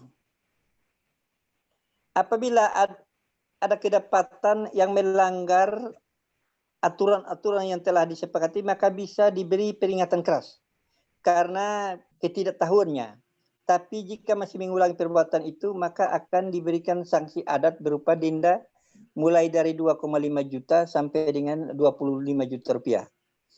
9, dilarang menangkap penyu dan telurnya, ikan lumba-lumba serta duyung. 10, namun tidak ada toleransi bagi pelaku yang menangkap ikan dengan menggunakan bom dan racun atau disebut dengan potasium. Apabila ditangkap, maka akan diproses secara hukum. Mengingat masa depan anak cucu dan keselamatan lingkungan, pesisir pantai dan laut, maka semua bersepakat untuk menerapkan aturan Hoholo Papadak di kawasan pesisir pantai dan laut Nusa Kringgo. Dan ini telah diresmikan 3 tahun yang lalu oleh Bapak Bupati, Kepala Kejaksaan Kejari Rotendao, dan hadir juga dari Ketua Pengadilan Negeri Rotendao. Atas hasil kesepakatan bersama semua unsur masyarakat yang hadir, saya dipilih menjadi Ketua Hoholo Papadak Pesisir Pantai dan Laut Nusa Kringgo. 5, dampak dari COVID-19 terhadap sosial ekonomi nelayan. Pada mulanya sekitar bulan April 2020, rasa ketakutan akibat informasi tentang COVID-19 terhadap manusia, khususnya di Indonesia. Pada saat itu kami juga cukup trauma karena kalau terkena pada anak istri kami atau diri kami, berarti bisa-bisa kami bisa mati dan tidak tahu lagi bagaimana, karena di sini rumah sakit sangat terbatas. Yang kedua, kami juga merasa seandainya lockdown ini berkepanjangan, maka yang timbul dalam pemikiran kami ialah nanti kami bisa dapat biaya hidup dari mana? Ada program BLT, BST, serta bantuan dampak COVID dari provinsi, dari kabupaten, tapi tidak serta-merta bisa didapat. Dana BLT diambil dari dana desa, hanya cukup buat 157 KK di desa kami. Sedangkan jumlah KK 540. Pada akhir Agustus ada bantuan dari pemerintah provinsi, per desa jatahnya hanya 15 KK berupa 60 kg beras dan uang 1.200.000, tapi yang diterima hanya beras, sedangkan uang belum diterima sampai dengan saat ini. Dan saya masuk dalam kategori ini. Pada bulan September dari pemerintah kabupaten memberikan lagi kepada 148 KK yang belum pernah menerima dana-dana bantuan, dan mereka mendapatkan Rp1.800.000. Dan masih tersisa lagi 220 KK, mereka adalah penerima PKH, BST, dan bantuan sembako. Hal ini sangat berdampak buruk juga pada pedagang kecil, karena daya beli masyarakat sangat berkurang. Sebagai bukti ialah beberapa tahun yang lalu istri saya mendapat pinjaman modal usaha dari saudaranya dan membuka kios kecil, menjual barang-barang keperluan sehari-hari. Namun setelah datangnya COVID, daya beli masyarakat sangat berkurang. Pada mulanya per hari bisa laku Rp300.000. Ya, kalau mau dihitung laba 10% berarti bisa mendapatkan 30.000. Begitu muncul COVID, pemasukan per hari 75 sampai dengan Rp100.000. Berarti labanya hanya Rp10.000. Nah, ini tidak bisa mencukupi kebutuhan hidup sehari-hari, sehingga sangat terpaksa saya pribadi harus menjual bodi saya atau perahu motor saya yang berukuran 4 GT karena kebutuhan 2 anak saya yang sedang kuliah serta kebutuhan sehari-hari. Kami juga ada mendengar bahwa ada bantuan UMKM, tapi di desa kami tidak mendapatkan bantuan itu. Jadi memang benar dampak dari COVID terhadap psikologis kami dan sosial ekonomi nelayan cukup buruk. Dan sejak Oktober sampai dengan saat ini nelayan sudah bisa melaut seperti biasa, namun harus mengikuti protokol kesehatan. Demikianlah yang dapat saya sampaikan. Mohon maaf kalau ada kesalahan kata-kata. Dan terima kasih atas Bapak, Ibu dosen, para mahasiswa yang sudah mau mendengar apa yang saya sampaikan. Terima kasih.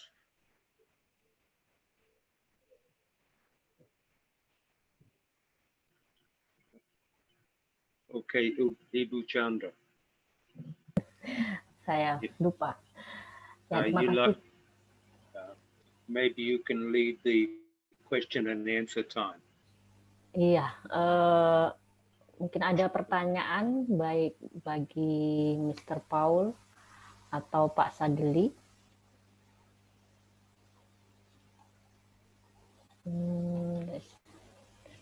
Still not yet question. Jadi Pak Sadli sekarang bagaimana untuk keberlanjutan hidupnya itu masih melaut ya Pak? Saya dalam ini saya tidak melaut karena saya terkena hipertensi, jadi sehingga saya tidak bisa terlalu berjemur di panas. di terik matahari. Nah, saya masih lupa sedikit tentang pemotor abodi yang saya punya. Itu saya beli dari hasil tabungan tidak merokok. Saya dulu pemadat merokok. Tapi saya pikir-pikir merokok ini tidak punya manfaat apa-apa, jadi saya coba menabung. Setiap hari saya harus menabung Rp15.000. Itu harga rokok. Saya ambil dan saya tabung. 11 tahun kemudian, dari tahun 2001, saya buka tabungan itu dan ternyata terkumpul Rp60 juta. Sehingga saya bisa membeli satu perahu motor atau biasa disebut dengan bodi yang ukuran 4 gorston. Kalau kondisi keseluruhan bagaimana Pak? Sudah banyak yang sudah melaut sekarang? Atau ya sudah banyak yang melaut, namun karena waktunya sudah berhadapan dengan musim barat sekarang, jadi untuk melaut jauh sudah tidak lagi. Baik, kemudian saya tertarik untuk bertanya sama Pak Sadli, Bu Chandra. Oh, Bu Umi ya? Iya. Monggo Bu Umi langsung bertanya. Terima kasih Bu Chandra. Pak Sadli, sangat menarik ya mendengarkan cerita Pak Sadli itu tentang kehidupan sehari-hari nelayan di Pulau Rote. Yang ingin saya tanyakan, Pak Sadli ini kan tidak setiap hari, maksudnya itu hasilnya sedikit gitu. Kadang-kadang kan melaut itu hasilnya bisa banyak begitu Pak. Kalau yang saya tahu tuh kadang-kadang hasilnya banyak sekali gitu. Nah kalau memang kadang-kadang bisa sedikit, tapi kadang-kadang kan juga bisa banyak. Nah itu pada saat sangat banyak hasilnya, itu kemana itu? Disimpan atau ditabung atau apa Pak Sadli biasanya kalau nelayan-nelayan itu? Ya, itu bagus lah Pak. Ya, karena kalau ditabung saya yakin Pak Sadli pasti nanti bisa beli kapal sendiri nanti. Lama-lama pasti bisa membeli kapal sendiri. Pertama mungkin sebagai pekerja ya, buruh kapal, tapi kalau rajin menabung saya kira pasti bisa sendiri gitu. Karena begini Pak Sadli, saya bertanya seperti itu karena kan saya mendengar kalau nelayan itu banyak kadang-kadang mendapatkan itu jauh lebih daripada kita pegawai negeri Pak Sadli. Dalam satu kali melaut hasilnya luar biasa. Tapi terus habis juga begitu. Kalau di tempat saya ini tidak seperti itu, Bu. Karena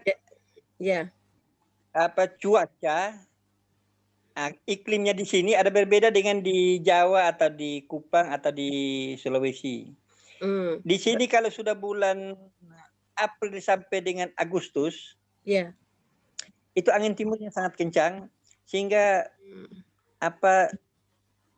keterbatasan bagi kami untuk pergi melaut itu sangat banyak. Karena kebanyakan kami harus berlabuh. Karena tempat kami mencari itu di laut lepas antara Australia dan Pulau Rote. Ya. Apa di lingkungan Pak Sadli ada koperasi begitu Pak, koperasi nelayan atau di sana? Dari Kementerian Kelautan dan Perikanan ada membentuk satu koperasi namanya Koperasi Perikanan. Nah, waktu mereka membuat koperasi itu juga mereka tidak mengundang semua nelayan, hanya beberapa nelayan saja, terus mereka membuat koperasi itu. Nah, anehnya pengurus koperasi dan anggotanya juga entah karena mereka tidak tahu atau mereka sengaja tidak tahu, Karena kewajiban mereka kan harus membayar uang pangkal dan uang iuran. Itu tidak dilakukan. Itu pertama. Yang kedua, ada bantuan kapal fiberglass dari pemerintah kepada nelayan anggota koperasi, tapi anehnya kapalnya datang, kapal itu dikontrakkan lagi ke nelayan dari luar. Mereka gunakan itu. Tapi nah, itu betul-betul diketahui oleh Kepala Dinas Perikanan. Jadi kami juga heran. Ya. Hasilnya kemana, Pak? Itu tidak tahu. Oh, ya ampun, ya. Dulu saya pernah dengan Pak Paul mengikuti workshop di Lombok Barat, Singgigi hadir juga pada waktu itu Pak Dirjen Tangkap atau Pesisir itu Pak Sudirman Saat. Ya, Pak Sudirman. Saya sampaikan semestinya pemerintah pusat itu harus bertanggung jawab terhadap pemberian bantuan ke daerah.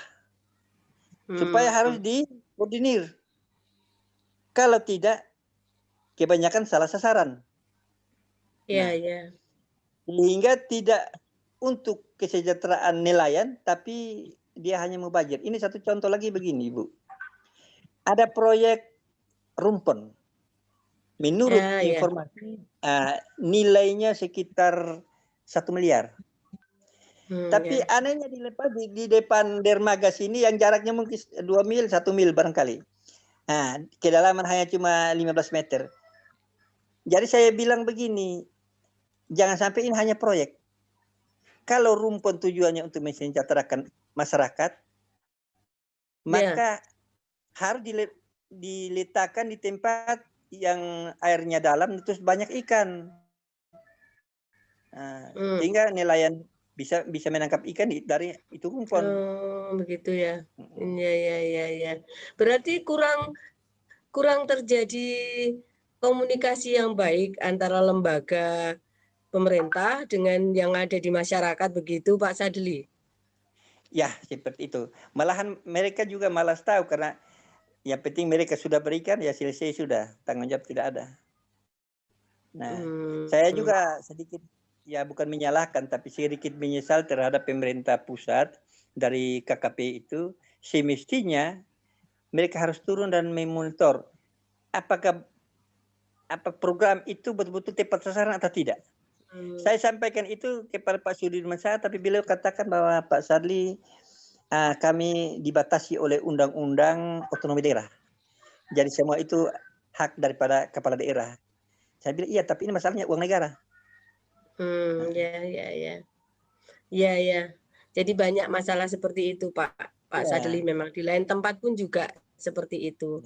Harus ada pembimbingan memang. Jadi mungkin bagi teman-teman yang ada di AP ini, rata-rata memang masyarakat itu selalu ada miscommunication. Jadi harus ada semacam yang kemarin kita undang itu yang semacam LSM atau Pro Fauna atau apa dari NGO, seperti Pak Paul ini mungkin malah bisa menjembatani masalah itu. Jadi ketika mereka dengan pemerintah malah justru tidak terlalu lancar komunikasinya, itu harus ada agent yang menjembatani dan mereka berfungsi dengan baik untuk bisa menyuarakan masyarakat, menyuarakan program pemerintah, tapi bisa masyarakat juga bisa ini gitu, bisa menerima dan bisa ikut menikmati program pemerintah tersebut. Ada yang bertanggung jawab itu menjadi apa ya, di tengah-tengahnya begitu, Bu Chandra. Kalau saya mendengar dari kemarin praktisi yang kita undang itu memang selalu terjadi miscommunication seperti itu. Ya, jadi mungkin Pak Paul ini sangat besar ini perannya di dalam masyarakat di sana. Jadi biasanya itu saling ketergantungan antara satu dengan yang lainnya itu memang yang satu sangat tergantung, yang satunya juga tidak terlalu banyak bisa bergerak, sehingga begitu yang terjadi Pak Sadli. Saya kira itu bukan hanya di nelayan tangkap saja, di nelayan yang pembudidaya juga nelayan ini apa yang untuk wilayah konservasi juga sama Pak Sadli di mana-mana. Tapi ya sayang sebenarnya. Padahal itu potensinya besar gitu di sana. Ya itu mungkin dari saya Bu Chandra seperti itu. Terima kasih banyak masukan dan pertanyaan dan masukan dari Bu Umi. Sangat ini ya, sangat membantu juga dan menjelaskan juga bahwa ternyata banyak di hampir semua ya Bu ya, di hampir semua. Ya, banyak masalah seperti itu banyak. Ya. Jadi akhirnya itu agent-agent seperti yang LSM atau NGO itu luar biasa mereka ininya. Perannya itu ya seperti itu menghubungkan semacam itu. Jadi memperjelas suara pemerintah tapi juga sangat dekat dengan masyarakat. Ya, mereka banyak berhasil program pemerintah banyak berhasil karena mereka sehingga mereka itu juga gitu malah masyarakat itu lebih dekat sama mereka daripada langsung dengan pemerintahnya sendiri gitu. Jadi mereka bekerja sama dengan baik di lokasi. Itu Bu Chandra. Seperti itu. Terima kasih penjelasannya Bu Umi. Ya, baik. Sama-sama. Ya, betul kan Pak Paul ya? Pak Paul, do you understand? Oh, do you Pak Paul Stenger, pasti mengerti. Stenger. Hampir semua, tapi beberapa kata, seperti burung luar. Yeah, I just told Pak Sadli bahwa there are so many almost similar problem in other places, like in a small community, in a fisherman community, everywhere in Indonesia. So the role of like NGO, like the LSM, like the private group who like bridging between the government program with the community need is really important here. They have a very crucial role in this case. Betul. Tetapi kadang-kadang community needs and intervensi dari pemerintah mereka tidak meet. Yeah. Yes, absolutely. Yeah, and that was my conclusion in my PhD, that they have a problem.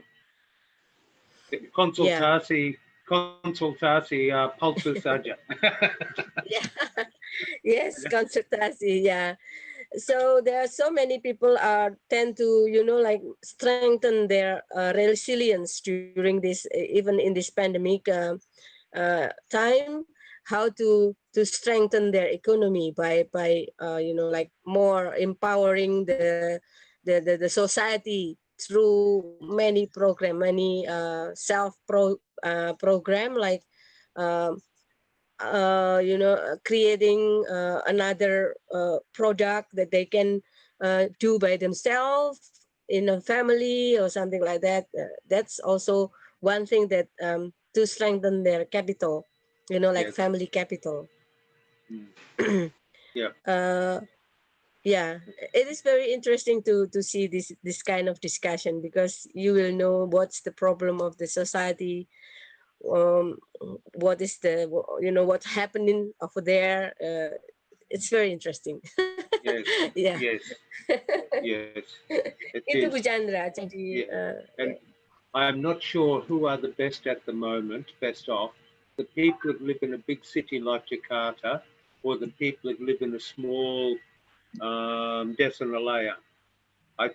For me, I would choose to go to live in Desa Nelayan before living in Jakarta at this time, or a big city, because I think it's safer in a smaller place, and you can, although difficult for food, you can always find some food. Maybe in the big city, it's a little bit difficult.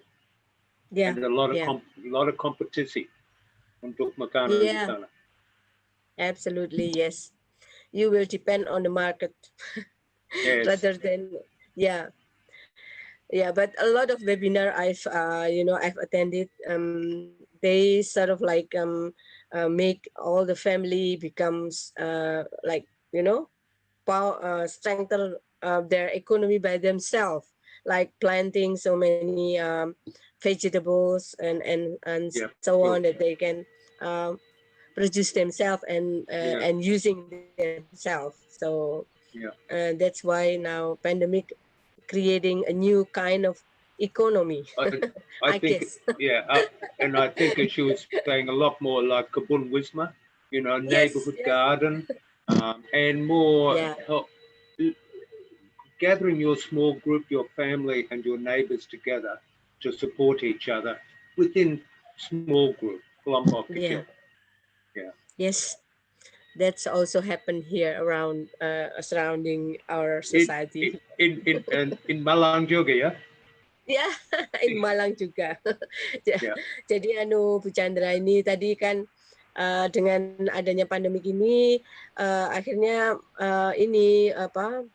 banyak pemerintah juga dari swasta juga mencoba untuk meningkatkan atau empowering atau memberdayakan masyarakat melalui produk-produk yang bisa dihasilkan secara home family industry gitu. Jadi apa yang bisa mereka lakukan untuk mengatasi permasalahan ekonomi ini gitu.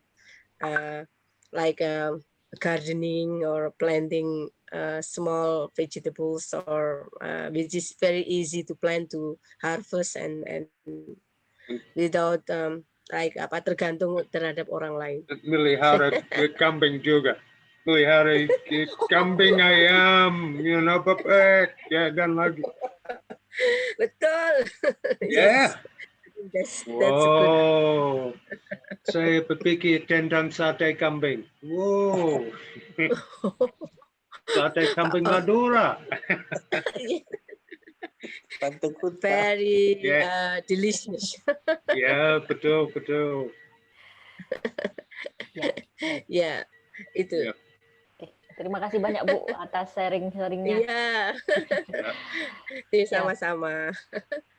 Baik, ini saya lanjutkan nggih. Ada beberapa pertanyaan ternyata di kolom chat. Jadi itu tadi sangat bermanfaat sharing dari Bu Umi terkait dengan alternatif livelihood sebenarnya ya, kalau dibahasakan tadi bahwa pada saat pandemi ini ya kita akhirnya lebih banyak ke apa ini tadi, bertani gitu tadi, atau berternak tadi kata Mr. Paul, atau berternak ya, pelihara burung tuh ya, pelihara burung, bertanam, nah seperti itu. Ini sebenarnya menjawab juga pertanyaan dari Mbak Anissa sih ya, apakah selama lockdown. Oh, tapi yang ditanyakan adalah kepada Pak Sadli ya. Jadi waktu lockdown di daerah Bapak, apakah ada pekerjaan pengganti selain melaut, Pak? Is there any alternative livelihood beside fishing? Ya, selain melaut ketika lockdown. Terima kasih. Kalau di sini alternatif sebenarnya waktu itu rumput laut itu sudah betul budidaya rumput laut. Cuma karena persoalan itu pencemaran minyak.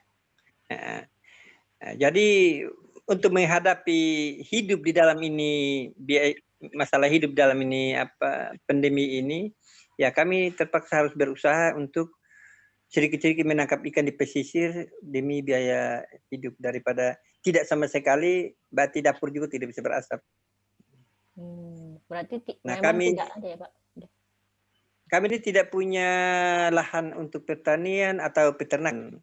Kalau petani dan peternak, andai kata mereka tidak bisa keluar rumah, tapi mereka masih punya ternak untuk bisa dijual. Atau petani masih punya hasil pertanian untuk dijual.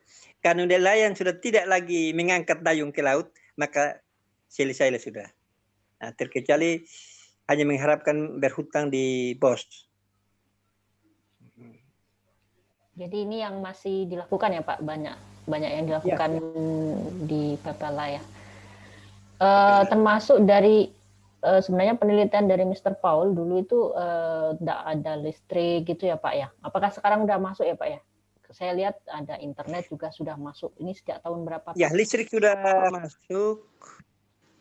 Terus ini baru-baru lagi mereka pasang lampu solar cell di jalan-jalan itu, jadi kadang-kadang listrik padam tapi lampu itu masih nyala. Ini baru saja atau? Cuma ada kendala besar. Ya. Bagaimana? Baru saja atau sudah cukup lama, Pak? Masuknya listrik? Ya, baru saja. Oh, baru saja, Pak ya? Ya. Berarti sebelumnya ini malah memang ya, baru. Iya. Malah tidak ada internet ataupun listrik juga belum pernah masuk ke daerah Bapak ya, Pak? Listriknya sudah lama. Sudah lama. Listrik sudah lama. Cuma internetnya baru bertahun ini, belum terlalu lama. Coba persoalan nelayan itu kalau mau beli HP Android juga agak susah, dan ini berpengaruh juga pada anak-anak kami yang harus belajar online. Oh iya, ini juga di saat pandemi ini.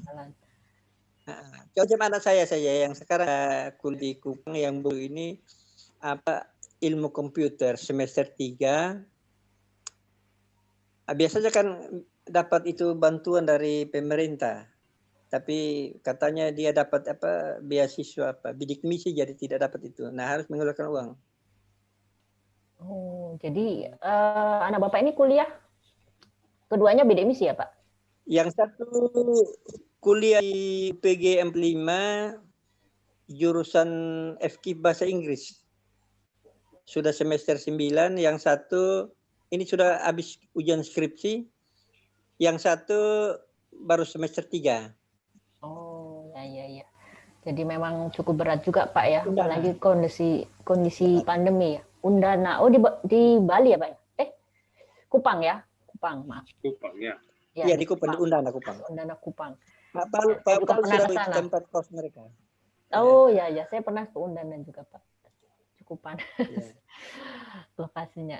Ya, ini tadi ada juga yang ditanyakan dari Betty terkait juga ketika nelayan sudah bisa melaut, bagaimana pendapatan yang didapatkan sekarang? Apakah sudah mulai kondisinya membaik atau masih sedikit juga yang didapatkan dari melaut pada saat diperbolehkan? Ya, sudah mulai membaik. Sudah mulai membaik. Ya, sudah mulai membaik karena cuaca juga sudah mulai membaik. Kalau dari bulan April sampai dengan Agustus awal itu memang agak berat karena cuaca juga sangat buruk, angin timur dari Australia sana sangat kuat. Baik. Kemudian ya harapannya dari nelayan kepada pemerintah tadi sepertinya sudah terjawab ya, Pak. Agar bantuan itu tepat sasaran dan juga tidak terjadi miskomunikasi begitu ya.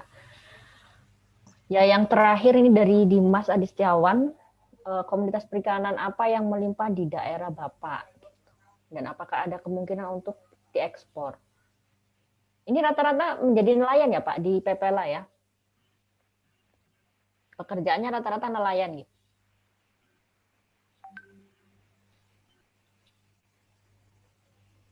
Hello? Okay, Mr. Paul, maybe you could help answer. No. I mean in Papela. Oh ya. Ya, apakah di sana mayoritas pekerjaannya adalah sebagai nelayan? Kemudian gimana ya chatnya? Kemudian komoditas perikanan apa yang melimpah di daerah sana, Pak? Dan adakah kemungkinan untuk diekspor? Yang tangkap saja, yang ada. Yang tangkap saja, kemudian nggak ada komoditas yang ini, Pak, apa ini? Unggul ya?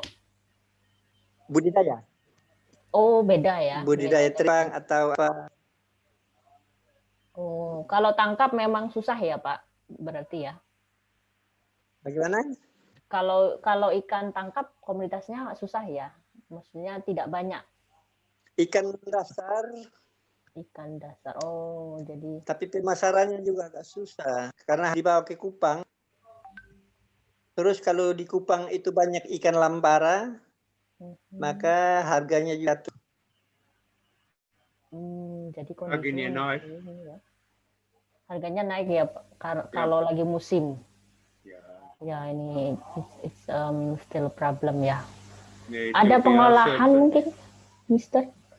Is there any apa pengolahan di sana? Nggak ada juga ya. Atau biasanya kan pemerintah ini sedang menggalakkan UMKM untuk membantu pengolahan. Jadi ikan itu dari nelayan tidak langsung terjual tapi diolah dulu oleh keluarga rumah tangga gitu. Nggak ada Pak? Nggak ada. Ini saya bercerita sedikit. Kadang-kadang kalau di Kupang yang tempat kami menjual ikan itu, kalau Lampara banyak menghasilkan ikan tongkol yang kecil-kecil itu tidak bisa habis terjual dan akhirnya bau dan mereka buang saja di laut itu. Gitu. Nah itu kan coba sayang banget ya Pak ya, nggak diolah gitu Pak, maksudnya tidak ada. Nggak diolah karena tidak ada pengolahan. Oh, ini apa ini ya, penyuluhnya kemana ya pemerintah dalam hal ini? Apakah kurang support atau bagaimana? Ya, apa tidak ada penyuluh Pak di Pulau Rote? Kok jadi agak sedih juga ya Bu ya, maksudnya dengar Iya. tiap tidak ada daerah dinas, itu di Pulau Rote tidak ada dinas perikanan nggak Pak? Bagaimana? Tidak ada dinas perikanan, penyuluh tidak ada? Dinas perikanan penyuluh ada tapi jauh 52 km dari tempat kami.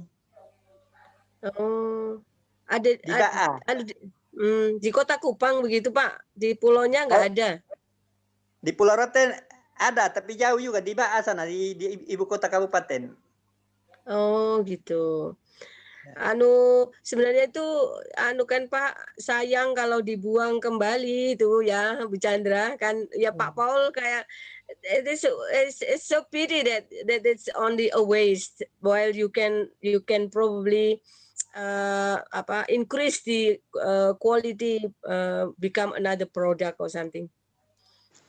Tapi harus ada yang ini gitu. Apakah sering Pak Sadli gitu terjadi di tempatnya Bapak itu membuang ikan seperti itu? Kalau di tempat saya tidak ada karena kami nelayan kecil jadi penghasilannya juga tidak banyak, jadi tidak, hanya untuk konsumsi saja jadi. Baik, ya. And untuk value added product perlu listrik dan air bersih yang tepat, yang continuous. Kalau listrik mati, refrigerasi, semua produk rusak. Tapi harus untuk pulau kecil, untuk value add program, sulit. Yeah. And then untuk marketing, to sell to, difficult too. But in Java, a lot closer to marketing for a lot more people to sell to. Oh, so Mr. Paul, what is the solution from this is your dissertation, yeah? About no, my dissertation, for my dissertation, it was for improve the connection between the government and the people so that there's collaboration for the intervention yang cocok. As Pak Sadli bilang tadi, KKP kirim kapal fiber yang tidak cocok, not suitable untuk nelayan di desa seperti itu. Mungkin untuk Banglawangi atau Sidang Baru, Benoa atau tempat yang pelabuhan besar dan enterprise, baik. Dan untuk memperbaiki kalau ada bocor atau lubang di dalam fiber itu, ada masalah. Jadi, dan nelayan di Papela, contoh Pak Sadli sudah bilang pemerintah, kami mau yang lebih kecil dari itu. Karena mereka bisa bekerja untuk sendiri atau kelompok kecil dan tidak menjadi nelayan buruh. Untuk nelayan buruh mungkin investor atau pemilik enterprise itu mungkin hancur sedikit. Karena untuk dibagi uang dari ikan mungkin tidak adil. Satu kali saya di Dili di Timor Leste, ada beberapa kapal kecil buat dari fiber, baik untuk motor kecil juga, tapi tidak besar. Jadi beberapa boleh melaut, mungkin keluarga dan tetangga, tapi tidak harus di dalam kelompok besar atau enterprise besar. And yeah, and this is still happening until now. I mean, your dissertation is few years ago, but yeah, I hope government and Papela people have connection now, or still. Ya, itu di mana-mana. Still Untuk problem until now. Di mana-mana di Australia, mungkin di Malang juga. Pemerintah bertanya beberapa pertanyaan, mau apa, mau kemana, itu. Tapi nanti mereka kirim yang berbeda. So still same. Yeah. Same problem. As one of the fishermen in one of the village said, yeah, if the government asked us, would we like A or B, product A or product B, if we say A, yes, you can sure that they will send us B. So they go to the village for consultation, but they don't listen. Yeah, it's too bad. They go home and bagaimana Pak Sadli bilang mereka dalam mobil canggih, AC, you know, pakai yang seragam, you know, bertanya beberapa pertanyaan, pulang. Nothing after that. Okay. Kadang-kadang. But I will talk to my new friend who is in position in Rote now for Left Behind.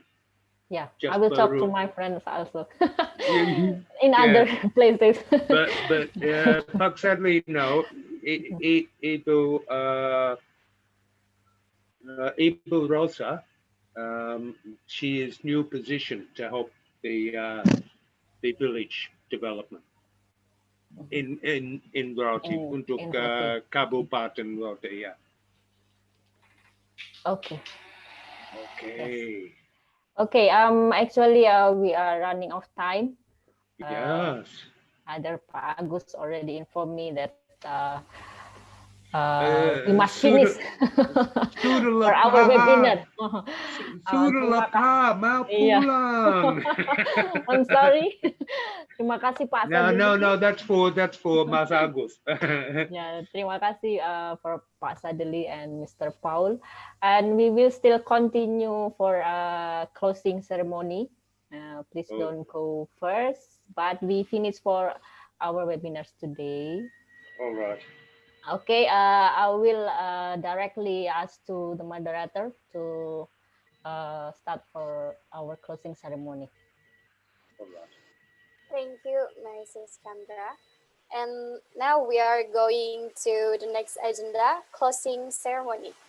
So in this closing ceremony, there will be a conveyance of impressions from the speaker during this 3-in-1 program. The first one is from Mr. Paul King. So for Mr. Paul, time is yours. Terima kasih banyak. Ya, terima kasih bapak-bapak dan ibu-ibu. Saya senang untuk hadiri program ini 3 dalam 1 Karena itu membuktikan bahwa kolaborasi bisa terus dalam pada waktu COVID atau pandemi.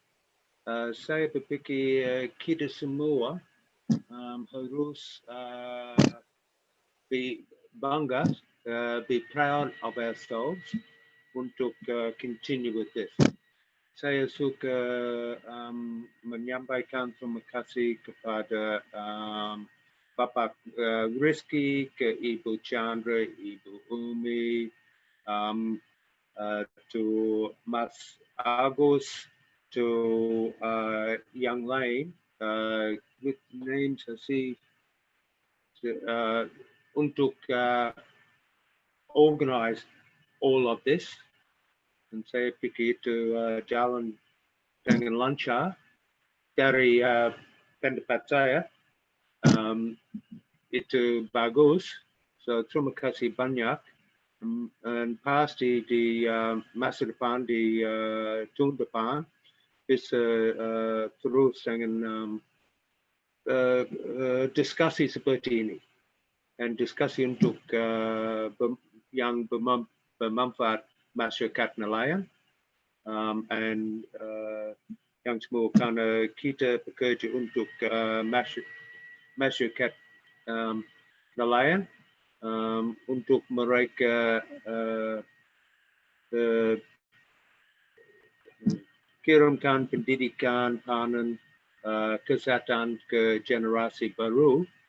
Karena kalau generasi baru punya 3 tiang untuk kehidupannya, mungkin mereka bisa menjadi guru atau pegawai di bank, di PNS, dan lain-lain, dan tidak harus cari nafkah dari lingkungan hidup. Itu bagus, lebih bagus untuk lingkungan hidup dan untuk sustainability untuk lingkungan itu. Karena tadi Pak Sadli bilang tentang praktis nelayan yang tidak bagus untuk terumbu dan untuk perairan karena ikan bom atau racun dan lain-lain. Kita harus maju dengan kooperasi untuk cari solusi untuk yang tinggal di desa kecil, untuk anaknya meningkatkan kondisinya, dan untuk masa depan mereka bisa hidup dengan kesehatan, dengan senyum lebar, karena mereka senang dan sehat. Oke, so terima kasih banyak untuk Universitas Brawijaya untuk atur program ini, dan saya look forward. Harap saya bisa ke UB tahun depan, dan ke Papela juga untuk bertemu lagi dengan Pak Sadli dan Ibu Sumi dan Nona Hakiki dan Nona Shinta. Mereka hampir keluarga untuk saya, karena waktu saya di sana mereka akrab sekali. Ramai sekali. So, terima kasih banyak UB untuk program ini. Dan terima kasih banyak Ibu Chandra untuk nelpon saya yang bertanya untuk ikut program ini. Ya, Pak. Oke. Terima kasih banyak. Terima kasih banyak. Yes, thank you very much.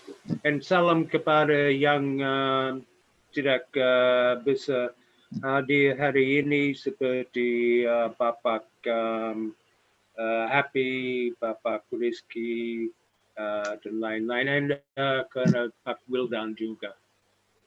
Okay. Terima kasih. We are welcome, and also thank you, Mr. Paul. It's such a blessing to have you here. And then the next one is from Mr. Sadli Ardani. Mungkin untuk Bapak Sadli bisa menyampaikan kesan dan pesannya selama mengikuti program ini. Terima kasih. Terima kasih banyak karena ini merupakan pengalaman baru buat saya dan saya sangat merasa bangga bisa hadir dalam program ini. Terima kasih. Terima kasih kembali, Pak. Okay, and then the next is closing speech by Mr. Toto Susilo from Trans TV TV station.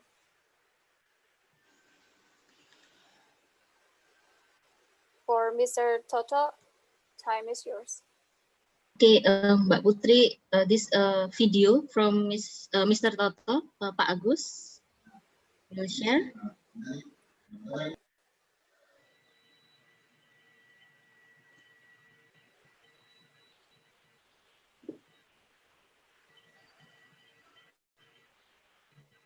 Oke, selamat atas terselenggaranya program 3 in 1 dari program studi agrobisnis. Suaranya kecil, Pak Agus. Ilmu Kelautan, Universitas Brawijaya.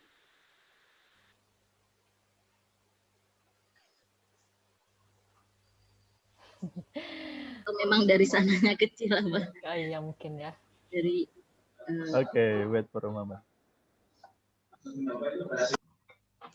Oke, selamat atas terselenggaranya program 3 in 1 dari program studi agrobisnis perikanan, Fakultas Perikanan dan Ilmu Kelautan Universitas Brawijaya. Semoga segala rangkaian materi yang telah disampaikan bisa bermanfaat dan tentunya bisa diaplikasikan. Mohon maaf saya tidak bisa menyampaikannya langsung. Terima kasih telah mengundang saya sebagai pemateri. Dari saya itu aja. Selanjutnya ada Mbak Nana yang akan memberikan pesan untuk semuanya.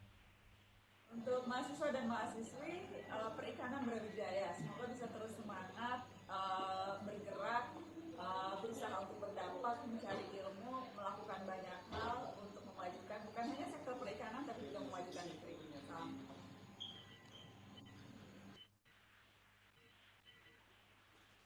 Okay, thank you for the video. And then we are going to the last agenda for today's meeting is closing speech by Mrs. Chandra Adi Intias as the PIC of this 3-in-1 program. For Mrs. Chandra, time is yours.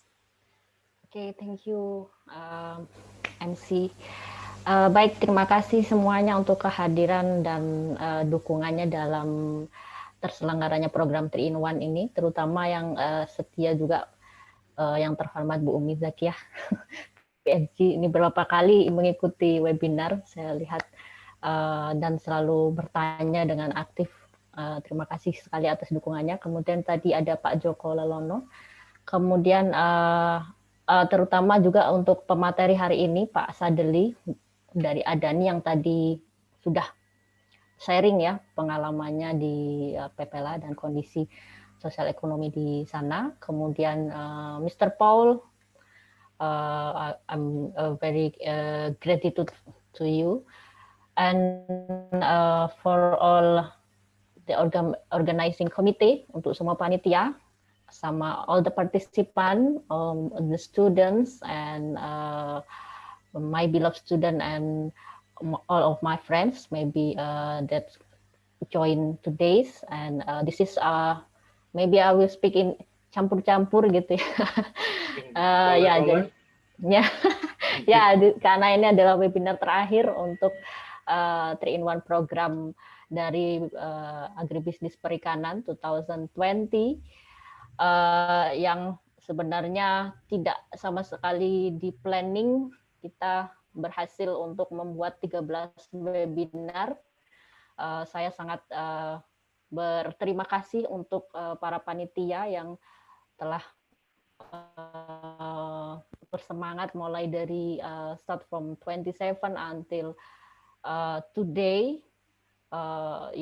I thought we could made it until 13 webinars, and our reason to have this program is to notably direct contribution toward an achievement of our target in networking and collaboration between our institution and research publication and internationalization. And mewakili fakultas saya on behalf of our institution, I wish to express my gratitude to Mr. Paul King and my professional practitioner, beberapa teman praktisi dari government, dari private, dari entrepreneur yang bersedia menyediakan waktunya, for your willingness to take part with us and share knowledge and experience during this 3-in-1 program. And I'm sure all of you provide inspiration and meet a real contribution in fields related to social, economic, of fisheries and marine, and also aspek-aspek yang lainnya, also the other aspect. And I hope this program will provide important benefits for the participants, especially for the student. And I hope that there will be continued collaboration between us, such as joint research or joint publication or student exchange that we already talked about. And again, I wish to express my gratitude also to all organizing committee who work hard so far to make this event finally become real. And I'm sure there are so many things which have been uninvolved, and on behalf of our institution, I apologize and ask your forgiveness. Jadi saya sangat berterima kasih kembali untuk para panitia dan juga yang hadir pada hari ini di sesi webinar yang terakhir dan yang telah bekerja sangat keras akhirnya untuk menyelesaikan webinar kita sampai dengan jam ini. Kemudian saya yakin bahwa saya selaku ketua dari program 3-in-1 Agribisnis Perikanan mungkin pasti banyak melakukan kesalahan yang tidak bisa saya sebutkan, dan saya meminta maaf yang sebesar-besarnya bagi kepada kalian semua, kepada para pemateri dan juga para audiens yang sekarang telah hadir. Okay, by saying Alhamdulillahirabbil alamin, we officially close this 3-in-1 program in the study program of Fisheries Agribisnis, Faculty of Fisheries and Marine Science, Universitas Brawijaya. Terima kasih banyak. Alhamdulillah. Thank you very much, Mrs. Chandra. Yes. Terima kasih banyak, Mrs. Chandra. Terima kasih banyak, Mr. Paul. Terima kasih banyak, Mr. Paul. Oh yeah, I forgot why I directly, officially, but not yet make photo session. Oh, sorry. Oh, not last session. Foto lagi. Make photo session first. Siapa? Mbak Niken atau Mas Agus? Boleh saya handle. Ya. Yeah. And make sure Pak Sadli is involved too. Ya, Pak Sadli masih. Ya, masih. Yes, of course. Pak Sadli masih standby. Terima kasih banyak Pak Sadli untuk kehadirannya. Ya, sama-sama. Baik, untuk sesi foto minta tolong kepada peserta untuk menyalakan kameranya.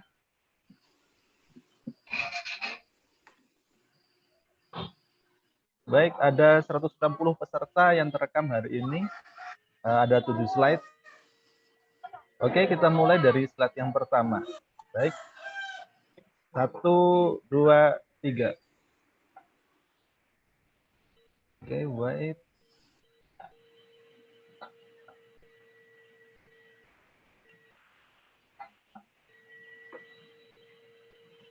Oke, untuk slide yang kedua. 1, 2, 3. Untuk slide yang ketiga, 1, 2, 3.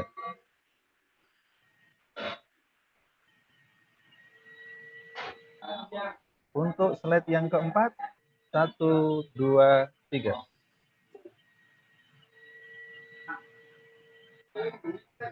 Untuk slide kelima, 1, 2, 3.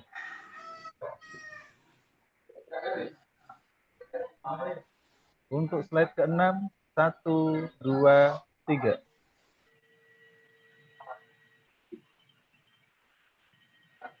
Slide yang terakhir, 1, 2, 3.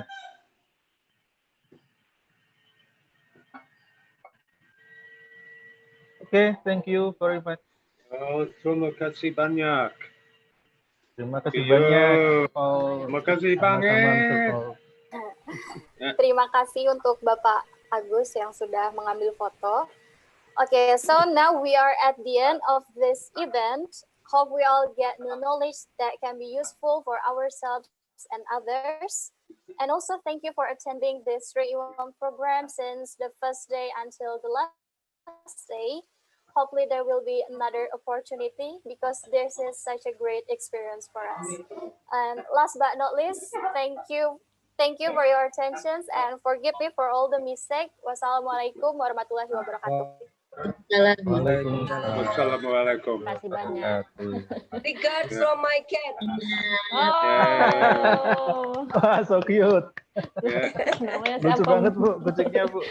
Iya, Dia suka kalau saya juga punya Bu, tapi sudah hilang kemarin. Iya.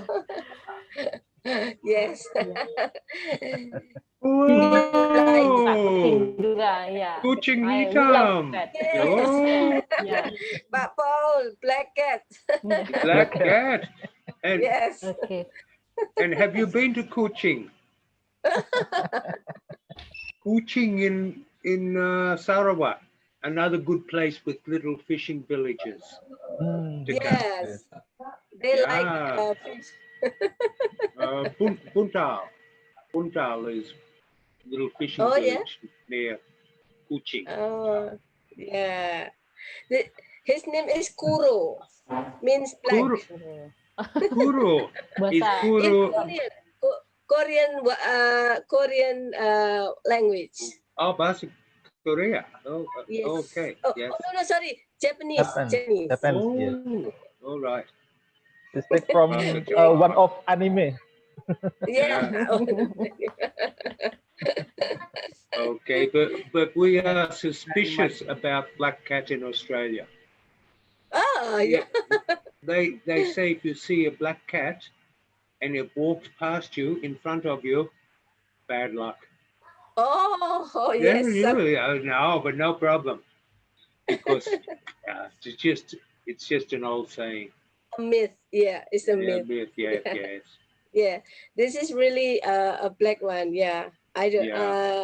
Yeah. We do have this myth that some black cats bring like what bad luck or something. Yeah. But this one is so cute. Yeah. Dan besar. Yes. This is a male cat. Oh, okay. Yeah, I think I used to see a cat in Australia. It's so huge. Right. Because Yes. they have to adapt with the winter time, I suppose. That's why Yes. they are very huge. Yeah. Yes. But in Indonesia, it's hot weather. We have a hot weather, so Right. Yes. it's a pity for Yeah. Okay, terima kasih. Okay, I will terima kasih. I will sign out now, and we will chat again soon. We talk to you soon and see how it goes. Ya, terima kasih banyak, Ibu Niken. You're good, very good. And Ibu Chandra. Who was Chandra? Now, who else was there? Putri, Ibu Putri. Putri. Young moderator. Yeah. Mahasiswa, student. Yeah. She's all right. Yeah. Nice to meet you, Pak Paul. Oh, okay. Until we meet again. Cheers. Yeah. Thank you. Cheers. Thank you very much, Bye. Mr. Paul. Bye. Bye. Bye ya. Terima kasih semuanya. Terima kasih semuanya. Ya, terima kasih Pak banyak Fakta. Ibu. Matur nuwun, Ibu. Ya, Matur sama-sama. nuwun. Kalau gitu sudah sukses, selamat Bu Chandra. Baik, terima kasih banyak Bu. Aduh, selalu mencairkan suasana. Akhirnya ya, lega ya, sudah berakhir. Aduh, ya Bu, terima kasih banyak Bu. Ya, sama-sama. Senang kok meet with everybody, senang. I mean, a lot of things, jadi knowledge bisa di-share itu luar biasa. Ya, sebenarnya ini Bu Chandra, saya tadi tuh mau cerita sama Lucinda sebenarnya. Ibu Umi itu sering mengikuti webinar internasional yang diselenggarakan oleh Sekolah Ilmu Lingkungannya UI dan mereka bekerja sama dengan Griffith University. Itu environmental science. Ibu sudah mengikuti berapa seri ya? Macam-macam topiknya, sampai 4 seri kalau enggak 5 seri. Jadi makanya saya selalu ketemu orang-orang Griffith University, tapi dari School of Environmental Science kayaknya. Berarti jadi sama dia dengan sama dengan Sekolah Ilmu Lingkungan UI. Oh ya. Mereka mengadakan webinar internasional tentang lingkungan. Ya, makanya gitu. Oh gitu. Ya ini kemarin itu agak menyayangkan juga kok UB-nya belum ada MOU sepertinya Bu. Ya, itu satu ya nggak maksudnya itu satu step yang sangat bagus itu, create MOU. Jadi jangan hanya sampai undangan aja, tapi harus sampai MOU. Jadi biar kan ada itunya, siap-siap untuk AUNKI juga ya. Itu Bu Umi ya. Saya enggak ya. Belum Mas. Masih jauh. Oke, semangat Bu. Baik, oke, baiklah. Kalau gitu pamit ya Bu Umi. Selamat sekali lagi. All the best. Terima kasih. Ya. Bu. Assalamualaikum warahmatullahi wabarakatuh. Waalaikumsalam warahmatullahi wabarakatuh. Matur nuwun, waalaikumsalam warahmatullahi. Wih, suaranya bisa nggak ini ya Pak Agus ya? Bisa nggak kedengeran ya berisiknya ya? Oh iya, laptopnya dan ininya. Nah, aku tetap aja pakai ini yang berisik. Lain. Aduh, keren. Aduh, terima kasih ya panitia. Oke, thank you very much. Besok kalau bisa kita ketemu atau hari Rabu ya. Rabu untuk final buat modul dan kawan-kawan tetap. Ruta UP. Ya nggak apa-apa, nanti seadanya sih. Yang penting kita jadi. Mungkin Selasa ya Bu ya, Selasa atau Rabu untuk sekalian ini ya, closing sekalian ini.